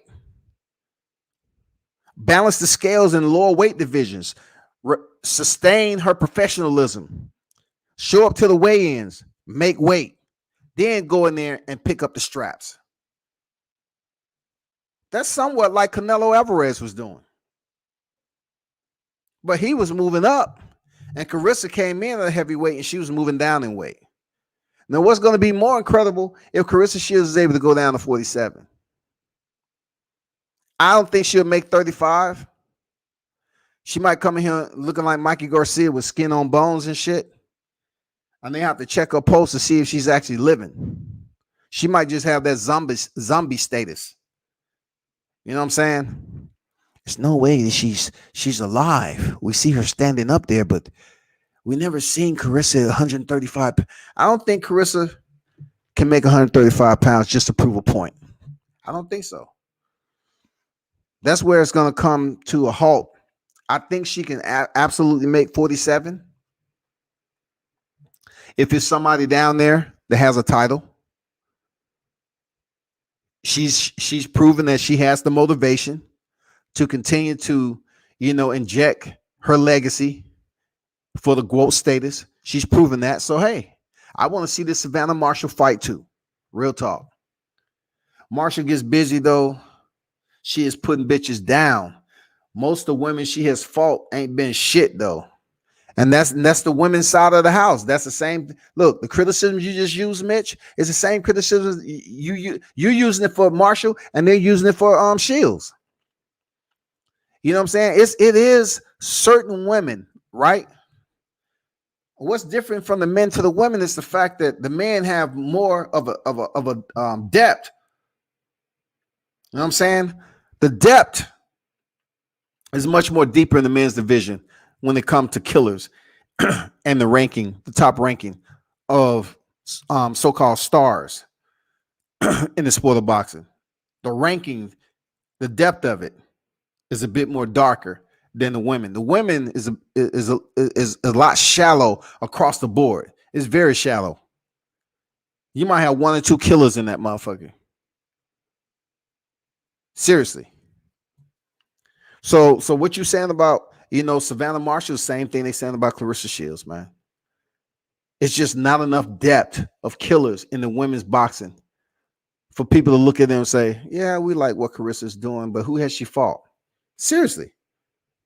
Who has she fought? They're going to continue to say the same shit over and over again. Savannah needs to fight Christina Hammer or Cruz Lazerne or even Raquel Miller. I agree. Those are some good names right there. Cruz Lazerne, man, we all know she's all about, like, she gives you a solid package when it comes to women boxing. She's tough. She got the hands, and she presents some pretty solid power. So, to go the distance the way she did against Jimenez, who was dirty, that'd be good. That'd be a good test. You know what I'm saying? Raquel Miller, I'm looking for her to get back in the ring, man. I know she was at one point in time was supposed to face Hannah Gabriel. Gabriel was injured, so Raquel Miller is set to step back into the square sometime soon. Christina Hammer, I like that fight. I like that fight, but check this out. Christine Hammer, her performance was C level against Clarissa Shields on toughness. Like, I was expecting her to go in there and really show out and seize the moment. She didn't give me that shit. So, being that, I don't know, man, Savannah Marshall presents more power than Clarissa Shields, Kristen Hammer might get stopped up in that motherfucker.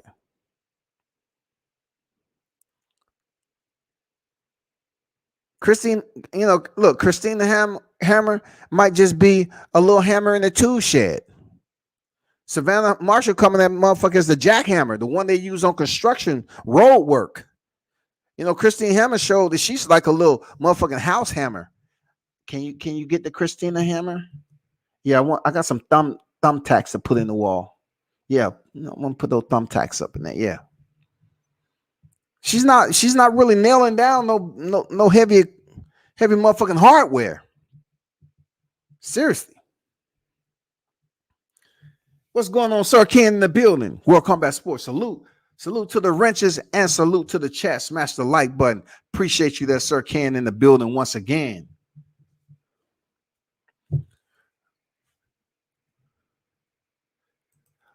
Guolt beats Jessica McCaskill. Drained and bony at 50% for undisputed welterweight championship. Make it 3-time undisputed, then retire for 2 years and open them hips up for some damn kicks. Man, you know what, Mitch? I can't even fuck with you on that, dog. I can't even fuck with you on that right there, because I agree with every line. Seriously, McCaskill is motherfucking wild. Look. I look. I don't think McCaskill can go 10 rounds if Carissa is able to outbox her ass, because McCaskill is wild as fuck. Seriously, she's wild as fuck, man. And and that leaves her open for a lot of, shots that Clarissa Shield can land. You know what I'm saying? Taking advantage of her wild, reckless abandonment. And you're right, man. I believe, a Shields that's motherfucking drained can still go in there and defeat McCaskill. But then I go back to the Ricardo Mayorga. And my boy Vernon Forrest, dog. My boy Vernon Forrest, man. I used to see my boy all the time. Dude look good. I mean, his boxing skills look superb. Ricardo Mayorga looked like he's coming out the motherfucking underground street fighting scene and shit. Smoking a cigarette. You want to fuck with me? You know who the fuck I am? Ricardo Mayorga, man, he just didn't like, he gave you that street toughness. But Vernon Forrest, man, he gave you that discipline, that damn boxing cachet that you needed. He gave you that respectable motherfucking style in the ring. I say, man, he gonna fuck Ricardo Mayorga up, hands down. And see, when you talk about McCaskill, it reminds me of Mayorga. A wild, unorthodox, unpredictable, awkward, weird striker like McCaskill. She might have her moments early with Shields. She might have her moments early. Seriously. But I see Carissa Shields boxing the shit out of McCaskill. And we go to the judges' scorecards. All judges have it for unanimous decision. All in favor of. And new undisputed welterweight champion, 3 divisions, Clarissa the Goat Shields. I'm serious, dog. I'm serious. It'll be a wrap. I agree with that shit. Goddamn, retire from the sport. Focus on the PFL. Open them hips up. Goddamn, I know she over there in Albuquerque training. Open them hips up with them kicks. Practice on your jiu-jitsu. Put the mat time in. Just go away from boxing. You accomplish damn near everything you can accomplish. I agree 1,000%. I agree 1,000% what Mitch just said. 1,000. Leave the motherfucking sport. Go practice on your MMA. Work on being well-rounded. So by the time you compete, because listen, Carissa said she wasn't competing in the PFL this year. She's gonna compete 2022. I don't think she's not gonna be ready. I know she's not gonna be ready. They gave CM Punk ever in a day, and that was a high-level wrestling entertainer. And he still went in there. Dana White said, I'm not gonna give you no soft opponents. That's what I like about MMA. You're not gonna get a special opponent just because you come over there and you got a big name.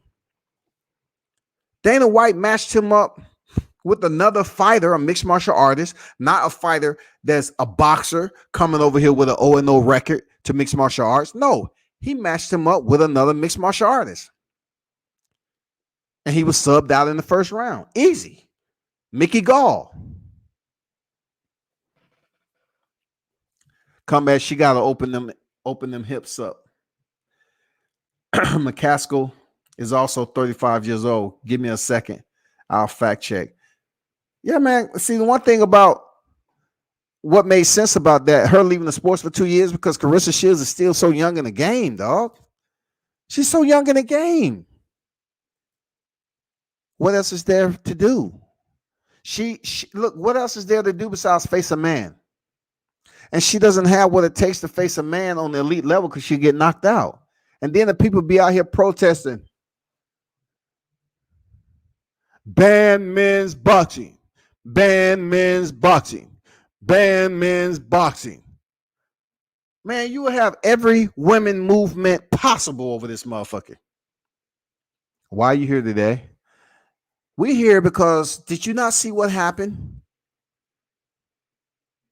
You had a promoter match Clarissa Shields up in the same weight class with a male fighter. So what's the point? They was both world champions, and it was nothing else for Clarissa Shields to do in her boxing career. So you know the fans wanted to see it, so they made the fight. You know what I'm saying? I mean, it's happened before in combat sports, male versus female, but not Clarissa Shields. She went in there against a guy who was much stronger, but they was in the same division though. It doesn't matter. The way he knocked her out should never be the same. He took away the glory that she's supposed to have. She was on her way to being a multi-division mixed martial artist. Nope. That's why I come in. No, she wasn't. But she do need to take time off if she's able to go down there, wash McCaskill, get her out the way. She's already a Hall of Famer right now. Period. Done. Over.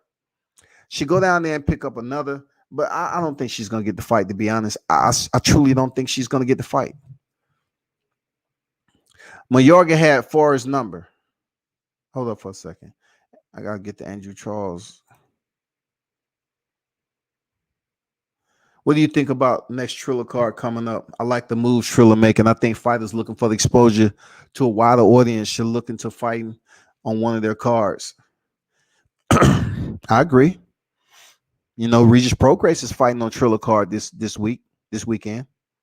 Yes, sir. You got Frank Mir, Stephen Cunningham. Stephen Cunningham was a former cruiserweight champion. He's going to be on deck. You have a boxer fighting a mixed martial artist. And shout out to Triller, for them, dropping me some contacts. You got Joe Fournier fighting Raycon. One of the deep on the undercards. But I like what they're doing. Why? Because they're gonna have Justin Bieber, Doja Cat, and everybody else is gonna be there, and also the OGs of the game: Snoop D-O G, E40, Ice Cube, and Too Short, Mount Westmore. They're gonna be performing for the first time as a group. Mount Westmore, y'all. That shit's OG. West Coast, dog. That's gonna be on some shit right there. Don't get me to tripping. Look, I don't care how many people around. Snoop. If I see Snoop in the day, I say Snoop. Come on, bro. I gotta get a pic, bro. Come on, Q. Yay. Come on now, bitch. Come on, Too Short. A scabba dabble. Come on, 40. Man, that's one of the smoothest rappers that had you damn tongue twisted. Goddamn E40. Smell me? Mayorga had Forrest's number, man. I never forget him lighting up that bogey after the fight. Pushed his face all in the ropes after he KO'd him. Shit was fucked up. I know, man. I know we felt some type of way about that shit down here in the South, man, because Vernon Forrest was a much better fighter than that. Like, he can go up there and fuck up Sugar Shane Mosley, who, in my opinion, was absolutely a better boxer than Ricardo Mayorga. But yet Mayorga had his number for some reason. He had that wild, reckless abandonment, man. Sometimes you get an awkward fighter like that don't give you punches straight down the middle. They give you toughness, tenaciousness, grit, durability. And if you don't get them out the way early and you allow them to get confidence, they're going to hang around. And that's what motherfucking Mayorga did to Forrest, man.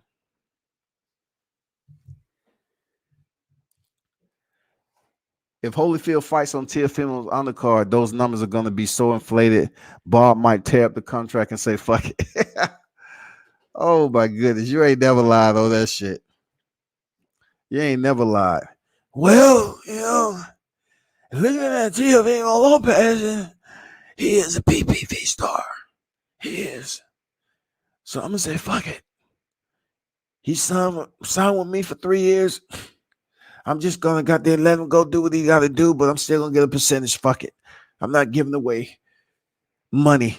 He's still gonna have to come see me. Fuck it. Hold on for a second.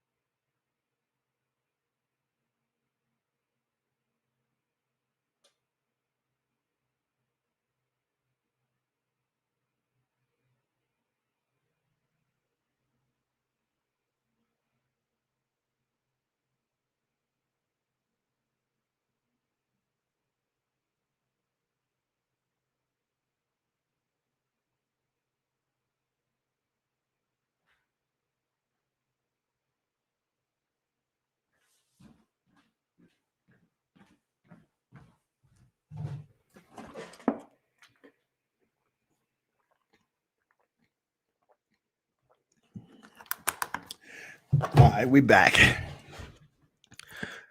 I bring that up because I think Shields should get in on that since she's trying to make moves outside the box. She should.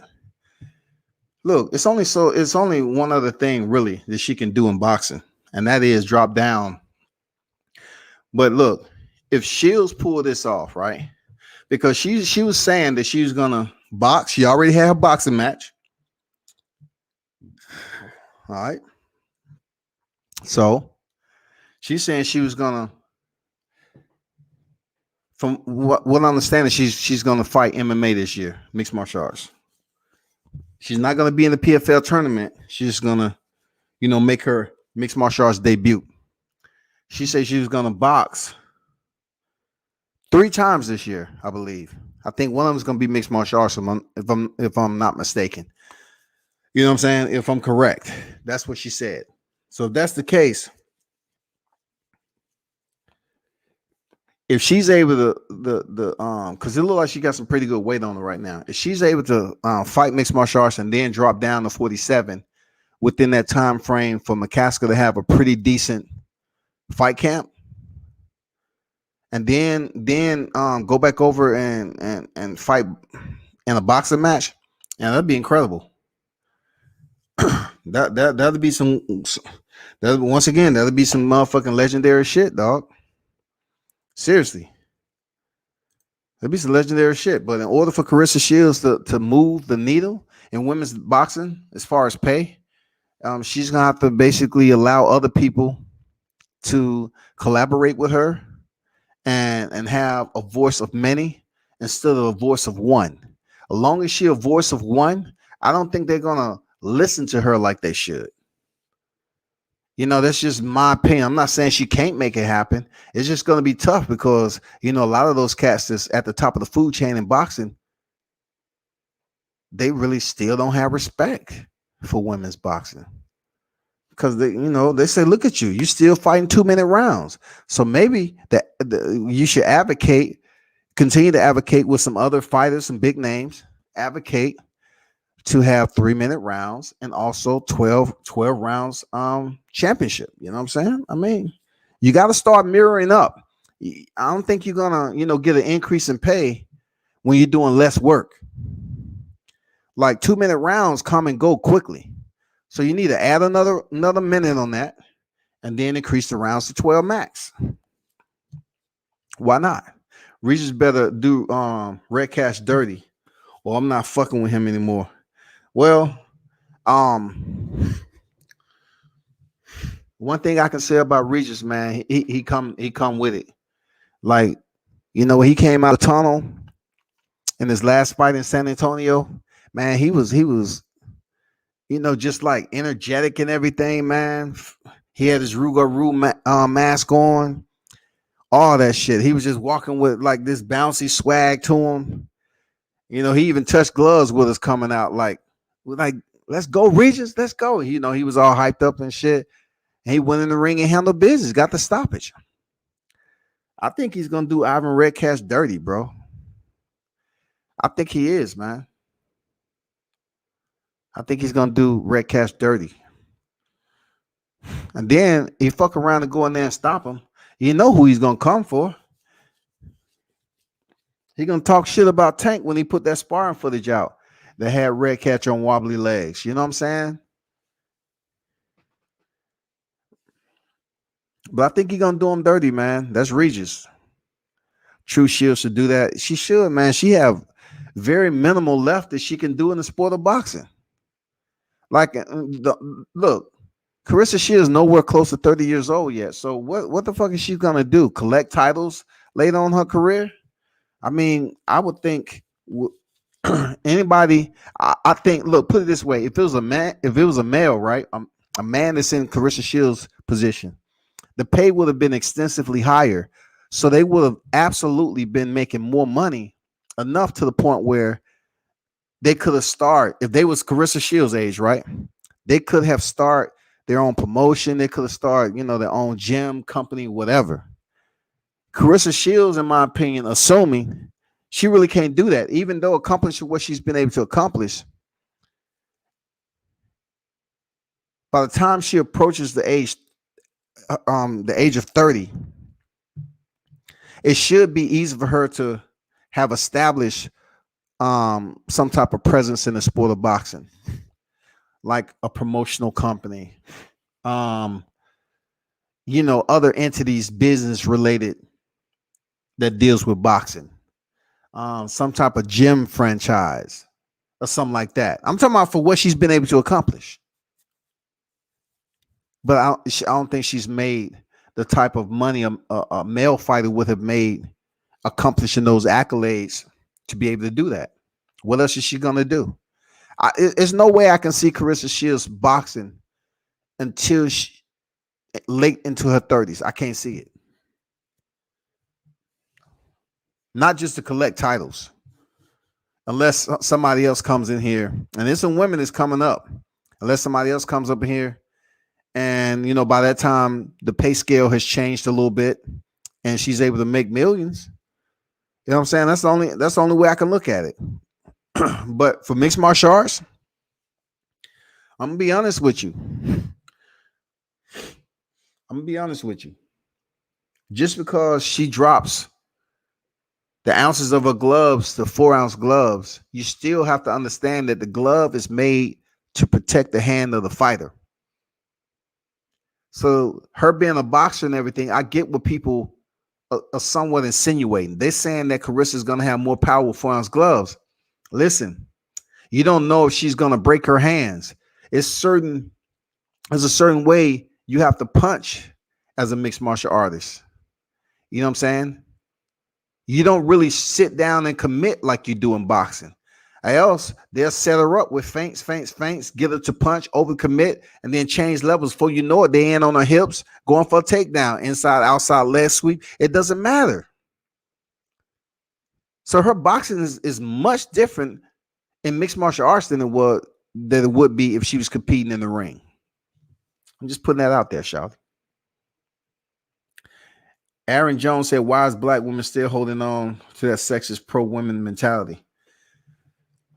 I will tell you one reason is because the lack of respect they get in society, period. The black woman is, in some cases, an anomaly in life. Like, they've been considered to be angry for no reason. They considered to be voices who always, advocating for empowerment. I'm just going off what's been out there in the news. Short-tempered, aggressive. And then I look at it, right? I say, if that's the case, then we should have more black women in boxing and mixed martial arts. And that's not really the case. In mixed martial arts, you just don't have a lot of sisters out there. You have more black women in boxing than you do mixed martial arts. Everybody can't be Frida Gibbs. Everybody can't be that way. You know what I'm saying? So they will forever speak of empowerment. I don't blame them for speaking about it for empower. I don't blame them. The real talk. I don't blame them. Do what you got to do. Do what you got to do, man.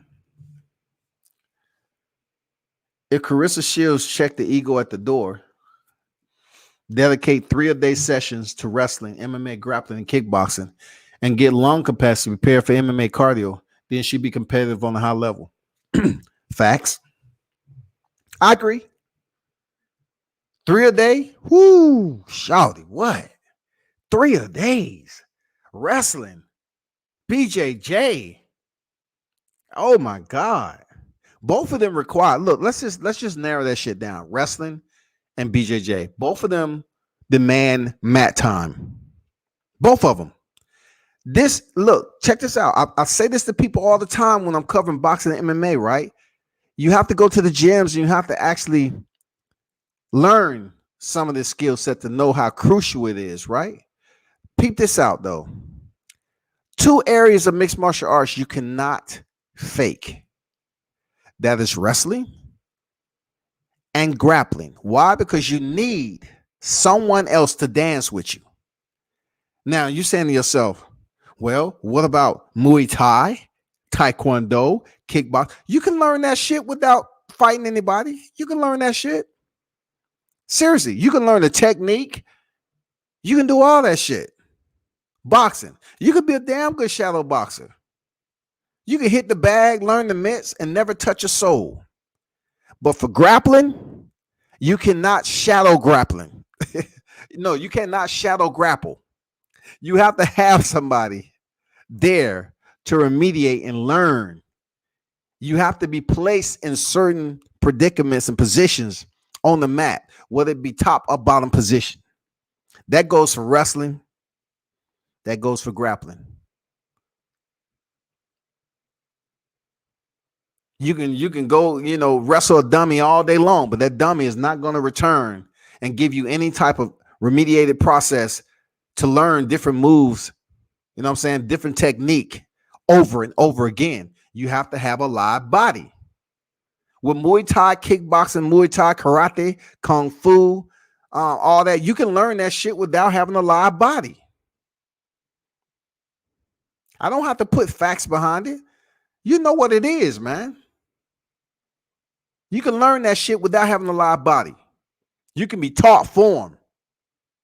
You can be taught technique and never fight an individual in your life. But that's a good point, man. That's a good point there, Red. To be honest, I watch women's MMA and boxing because some of them be looking good in college basketball. Okay, listen, it's not too many women that I see in mixed martial arts that really get me to the point where I'm like, now you got Valerie over and damn Bellator. Valerie is a different type of chick. I wouldn't date her because she know how to fight her ass off, and god damn it, I can't be around a chick that has more skills than me when it comes down to just like having a difference of opinion. she's a tyrant. She has some damn viciousness to her.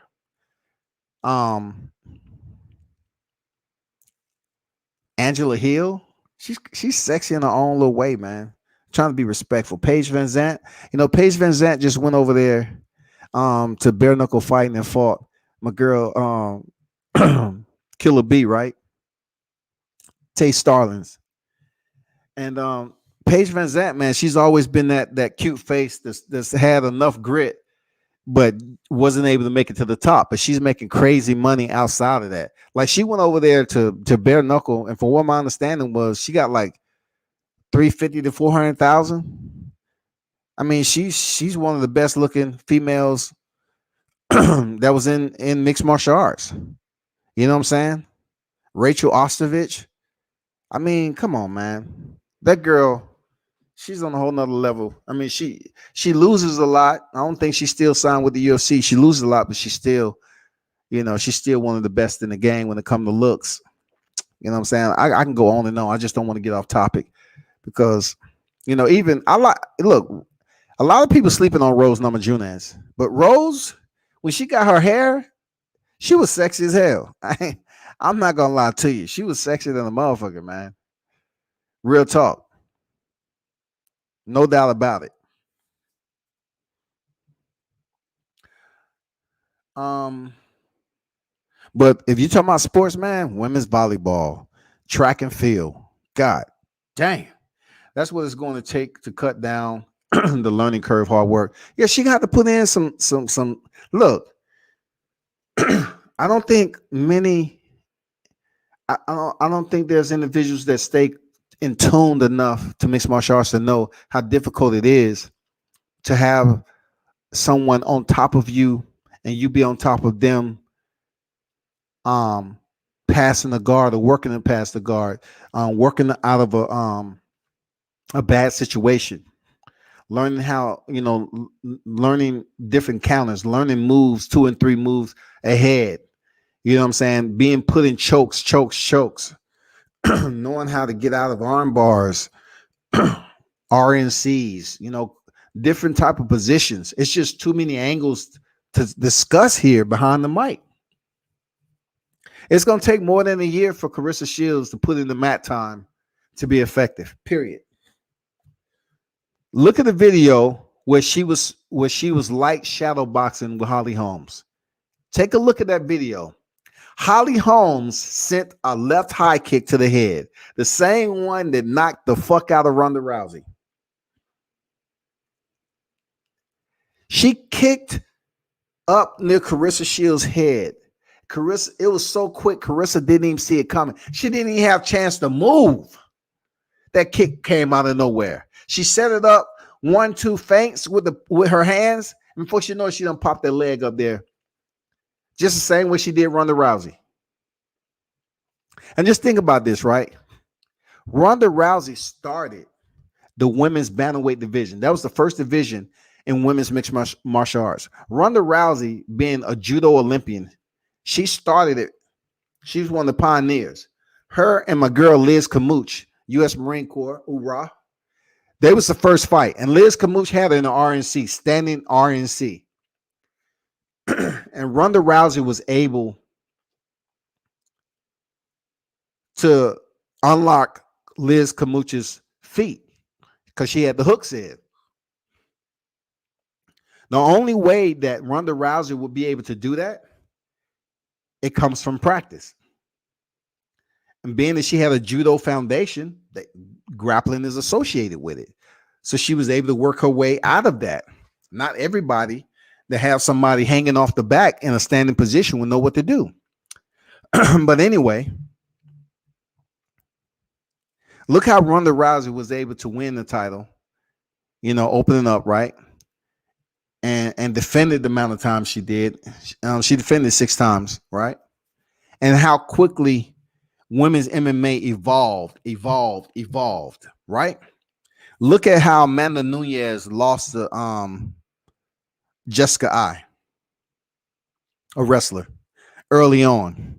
And then how much improvement Amanda Nunes has made. Look how much improvement that mixed martial arts for women has advanced to open up a flyweight division. Having Nico Montano fight for the vacant, and then have Valentina Shevchenko, who lost twice to Amanda Nunes, move down to the flyweight division and freaking take over. She never fought Nico Montano for the title because Nico aborted mission and went to the hospital when she was supposed to fight Valentina Shevchenko. And that's understandably Because if you look at the highlight reels of Valentina Shevchenko, she is a deadly striker.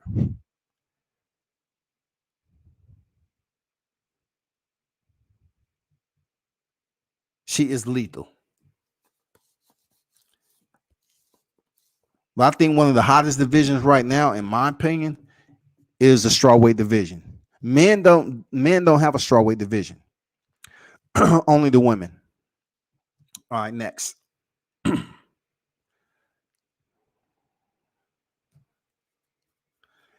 He said, to be honest, I watch women's MMA and boxing because some of them be looking good. That's what's going on. Take cut down. I don't have I don't have a problem with her attitude at all. She talks a lot of good shit at her pre and post press conference. A lot of people don't know what that caused. They never show them though. Uh, I will say this: I can't sit up here and get on Carissa Shields for talking shit during the sport of boxing. The only thing I had a situation where no fault of my own that I've had an encounter with Carissa Shields. I never met her in my life, and she just seemed like she was unapproachable. I'm gonna leave it at that. And it's not even something I asked for. I mean, for her to look at another black man the way she did and just walk away because I don't know, she didn't have nothing else going on. She wasn't fighting. She probably just felt like, who is that tall ass nigga with shades on indoors? You know, she didn't feel like she wanted to give me an interview. And she's always been standoffish. Me. So I'm like this. There's no excuse for boxers to sit up here and say, okay, let me get one media source, two, three media sources, all the exclusives, and then nobody else get that opportunity. I don't believe in that shit. Exactly. She needs repetitive drilling, situational sparring with live people, giving resistance. That's the only way she can learn. Yep, absolutely. Resistance and basically challenging her, giving her different looks, resistance, like you said, and forcing her to work. She has to learn how to work. She just can't lay on her back in wrestling or BJJ. It requires you to advance, work for a better position. That's why I say some of these media, a lot of these media guys who are on the YTC, right? You have to go to these gyms. You know what I'm saying? You have to go to these gyms and see. It provide you a bigger appreciation for the sport of mixed martial arts and boxing. Just because you go to one gym, don't you got to go to the gym and see different things. Like, you got to see them working out. You got to see these guys go in there and work different drills. You have to see them in sparring. You know what I'm saying? You have to see them behind the scenes outside of the ropes before they step in there and compete. So you can get an understanding of who that fighter is. So each and every time you step up and interview him, you have a history to document. You have conversational pieces to have with that. That's what I try to do.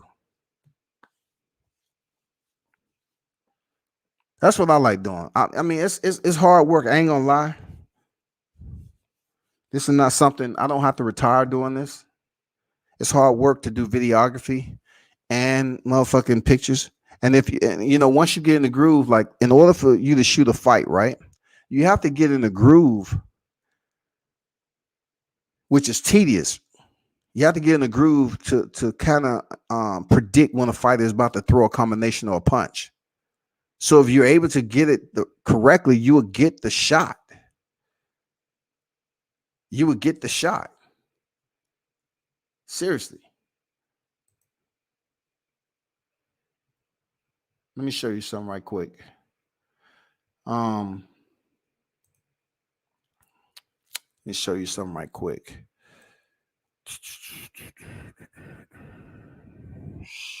I don't think I have it, to be honest. I don't. I don't have it. God damn it. I do not have it. Shit.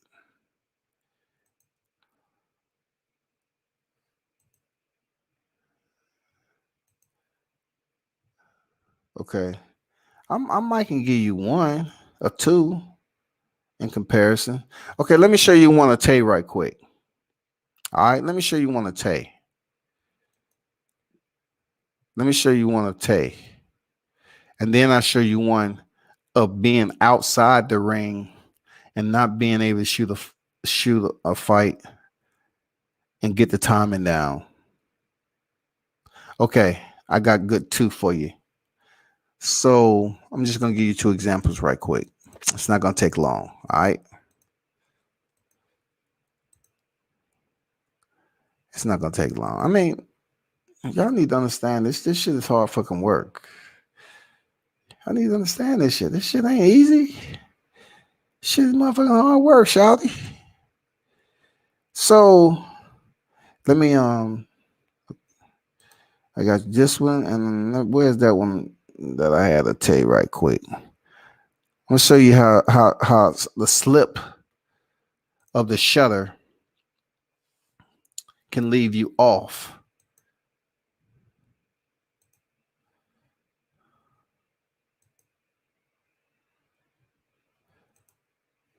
Okay, so these are called semi money shots. All right. So check this out right here.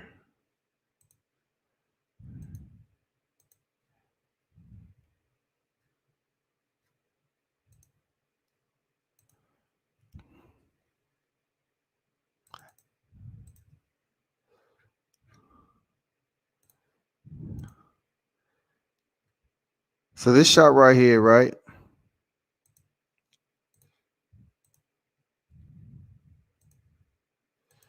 is a shot of Tay Jones, right?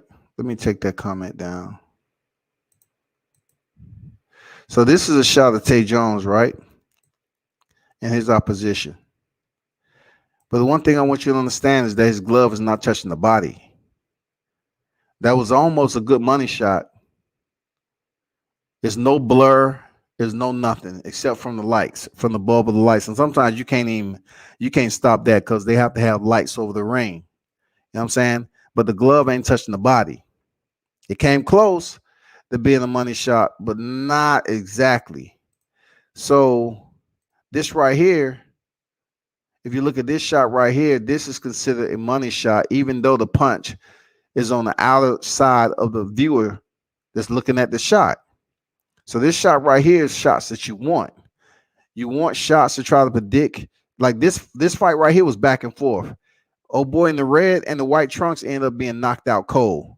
It was a good fight. This was a motherfucking good fight. That's why I was able to get some picks from it. But even though his punch is on the outer right side of the temple, it shows him punching and his opponent using corrective defense. You know, he's looking at his opponent. He slipped that right hand. It looks good. You know what I'm saying? It looks very good. But then you look at this right here. Where is it? Where you at? Where you at?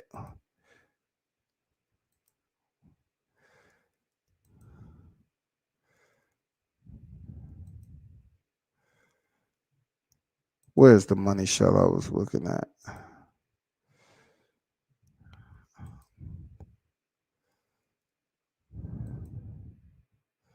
I can't find it.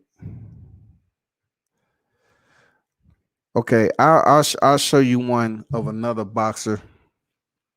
And then I'm gonna move on. Okay, I'll show you one of Hollywood. Of Hollywood Desiree. All right. They was throwing some leather. I'm gonna show you what I'm talking about as far as connecting the money shot. Where's the shot I'm looking at? Where you at? Where you at? Where you at? Where you at? Okay.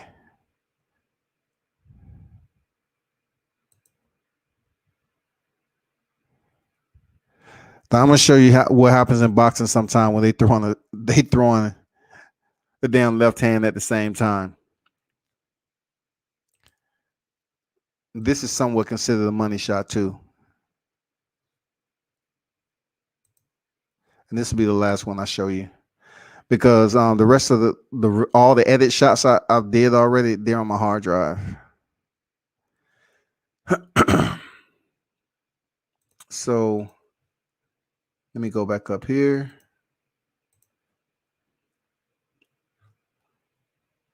Take a look at this fight. I mean, this LTM. See, both of them landed the shot. It's one of those moments you have to understand what the action is going to be like and everything. But anyway, just wanted to show y'all a little bit of that. Men's, women's volleyball. Red said, WCSU made a great point earlier. The depth of talent for women combat fighters is very shallow. That's why these girls can put jump from other sports into boxing or MMA, and with 5 wins get a title shot. Yep, they can get 5 wins and get a title shot, and then lose. Right? Have one, depending on who's ready, who's injured, and who's not. They can have 1 or 2 fights and get right back in there. Just look, for instance, their red Rose Namajunas. She was in the Ultimate Fighter 20 finale. She lost to what was her name? She lost to the wrestler, not Claudia Cordelia. Well, you know, Rose Namajunas lost being reckless and everything in the finale to a wrestler, right? And then she fought 3 more times, and she was about to get another title shot again. All she had to do is fight Karolina Kowalskiewicz. Karolina Kowalskiewicz defeated Rose Namajunas and took her out the picture again. So listen, that's twice that she's been in the hunt for a title, and she lost. Karolina Kowalskiewicz steps in there with Joanna Jędrzejczyk, and she gets beat. That's who Thug Rose Namajunas was supposed to fight if she would have defeated Karolina Kowalskiewicz. So guess what happened? She steps up and fight karate hottie Michelle Waterson, who's a top tier name, in order to have some type of title eliminator. Because why? Kowalskiewicz was just defeated by Jędrzejczyk. She's out of the picture. So they give Rose Namajunas an opportunity again for a title shot. She defeats Michelle Waterson and steps in there for a history-making title shot against Joanna, who's going for her sixth, y'all, title defense. The tie Ronda Rousey. She's due to step in there with Thug Rose Namajunas, and Rose knocks her out in 1 round. 1 round. And that's the caveat off Red, what he was saying. If that would have been a dude in that predicament in boxing, it wouldn't have worked. It wouldn't have happened. But in MMA, it works for the males and the females. I'm not gonna lie. Look at this. How can Jorge Masvidal step in as a last-minute replacement for a title shot against Kamaru Usman just because Gilbert Burns caught COVID? Gilbert Burns returned back to the cage. He loses against Kamaru Usman. He loses. He gets stopped. That's a former stablemate. Gets stopped, crying, everything else. And it was sentimental for him. You know, that shit hit home. They were stablemates. And guess who's back? Guess who's coming back? Shit, goddamn Jorge Masvidal with a full fight camp. So Jorge Masvidal loses, Burns step in, loses, and now it's back to Jorge Masvidal again with a full camp. And Jorge Masvidal has double-digit losses, y'all. Double-digit losses. Cowboy Cerrone, double-digit losses. And they still get these big names. Look, they still get big shots on the main card televised. Still.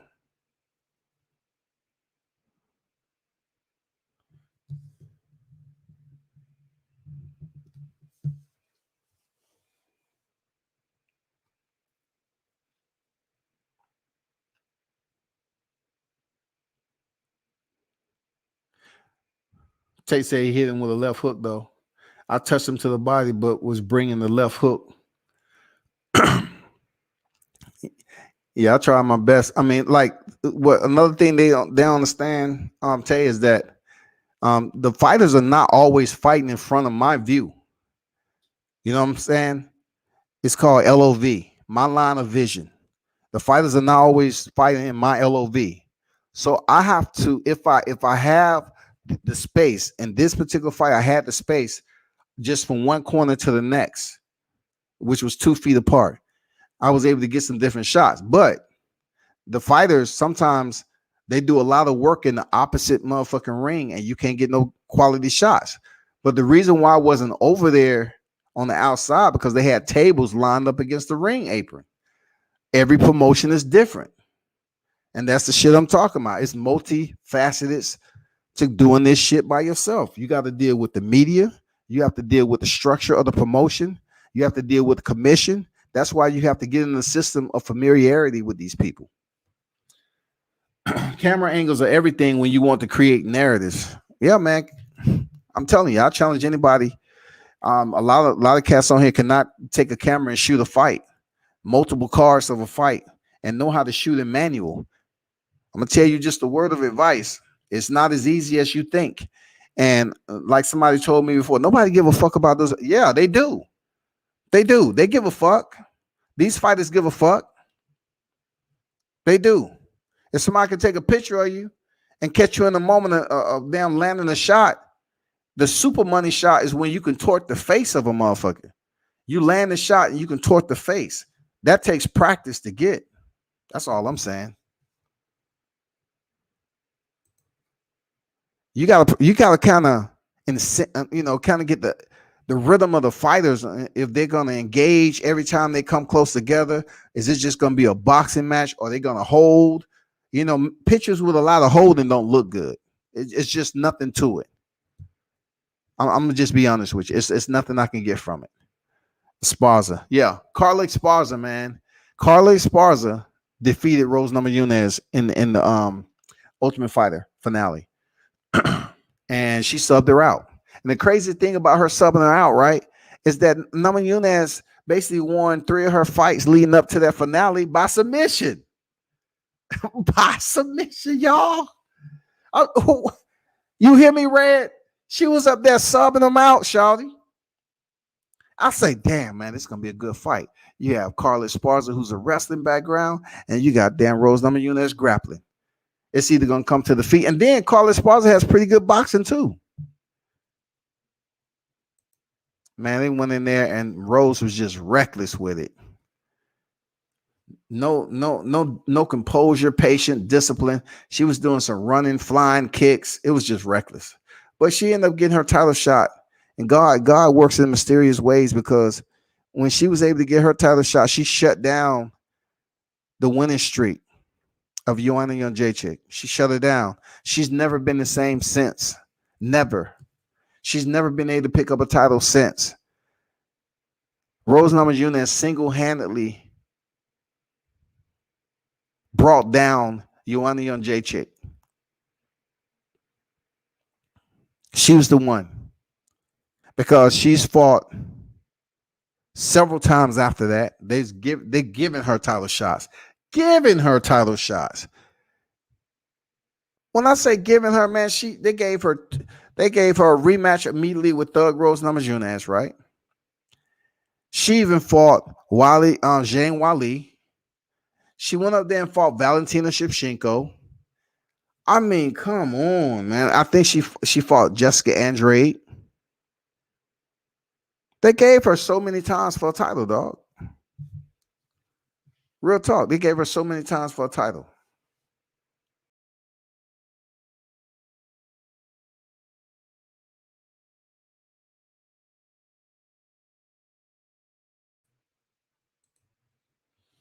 It's my fault. I wanted to. I didn't have my I didn't have my best motherfucker. I didn't have my hard drive out here, people. Shit. I had some other shots. Let me go ahead and give Tay. I gotta give Tay. Show us people came down and shit. You know what I'm saying? I didn't know too many other. I heard I am ill will, but I didn't know the other cast to be honest with you. But let me while I'm here, the LDBC came out to support they boy Tay. So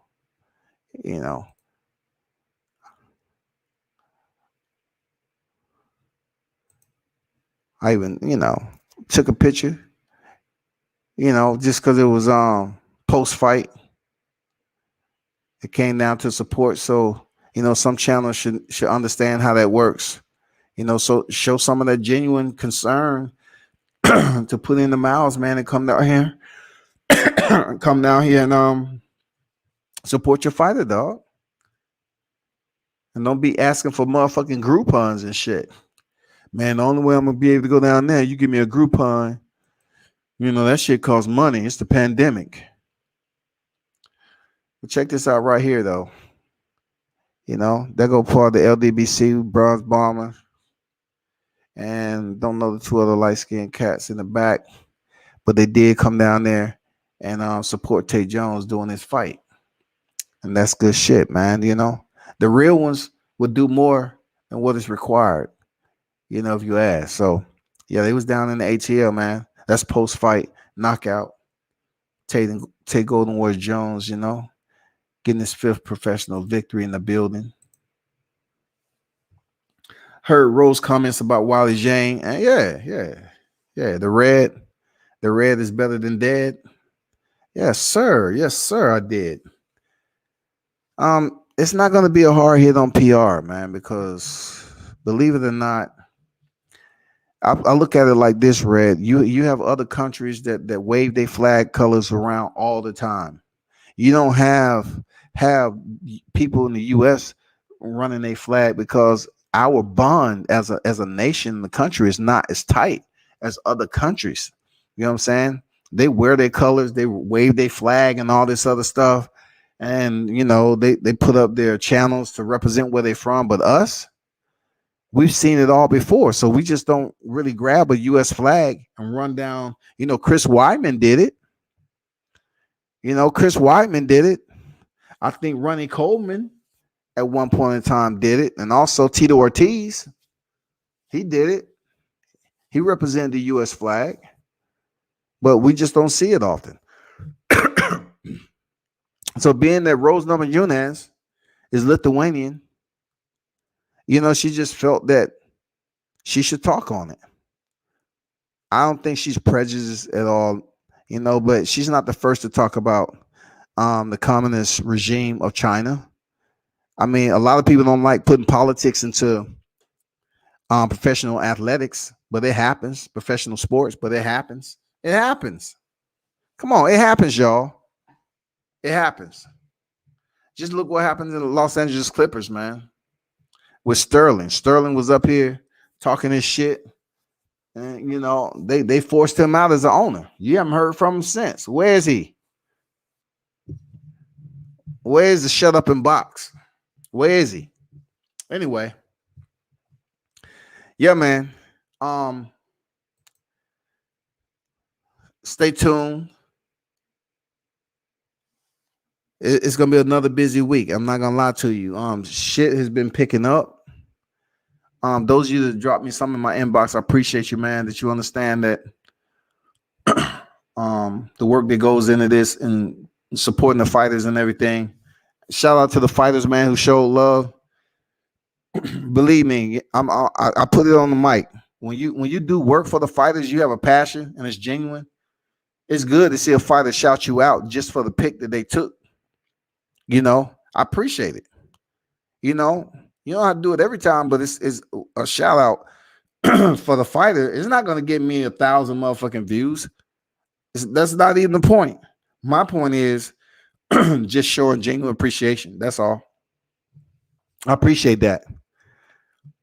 and more so having the opportunity to cover you, as you step through the ring, man. That's what it's about, bro. Enjoy that shit.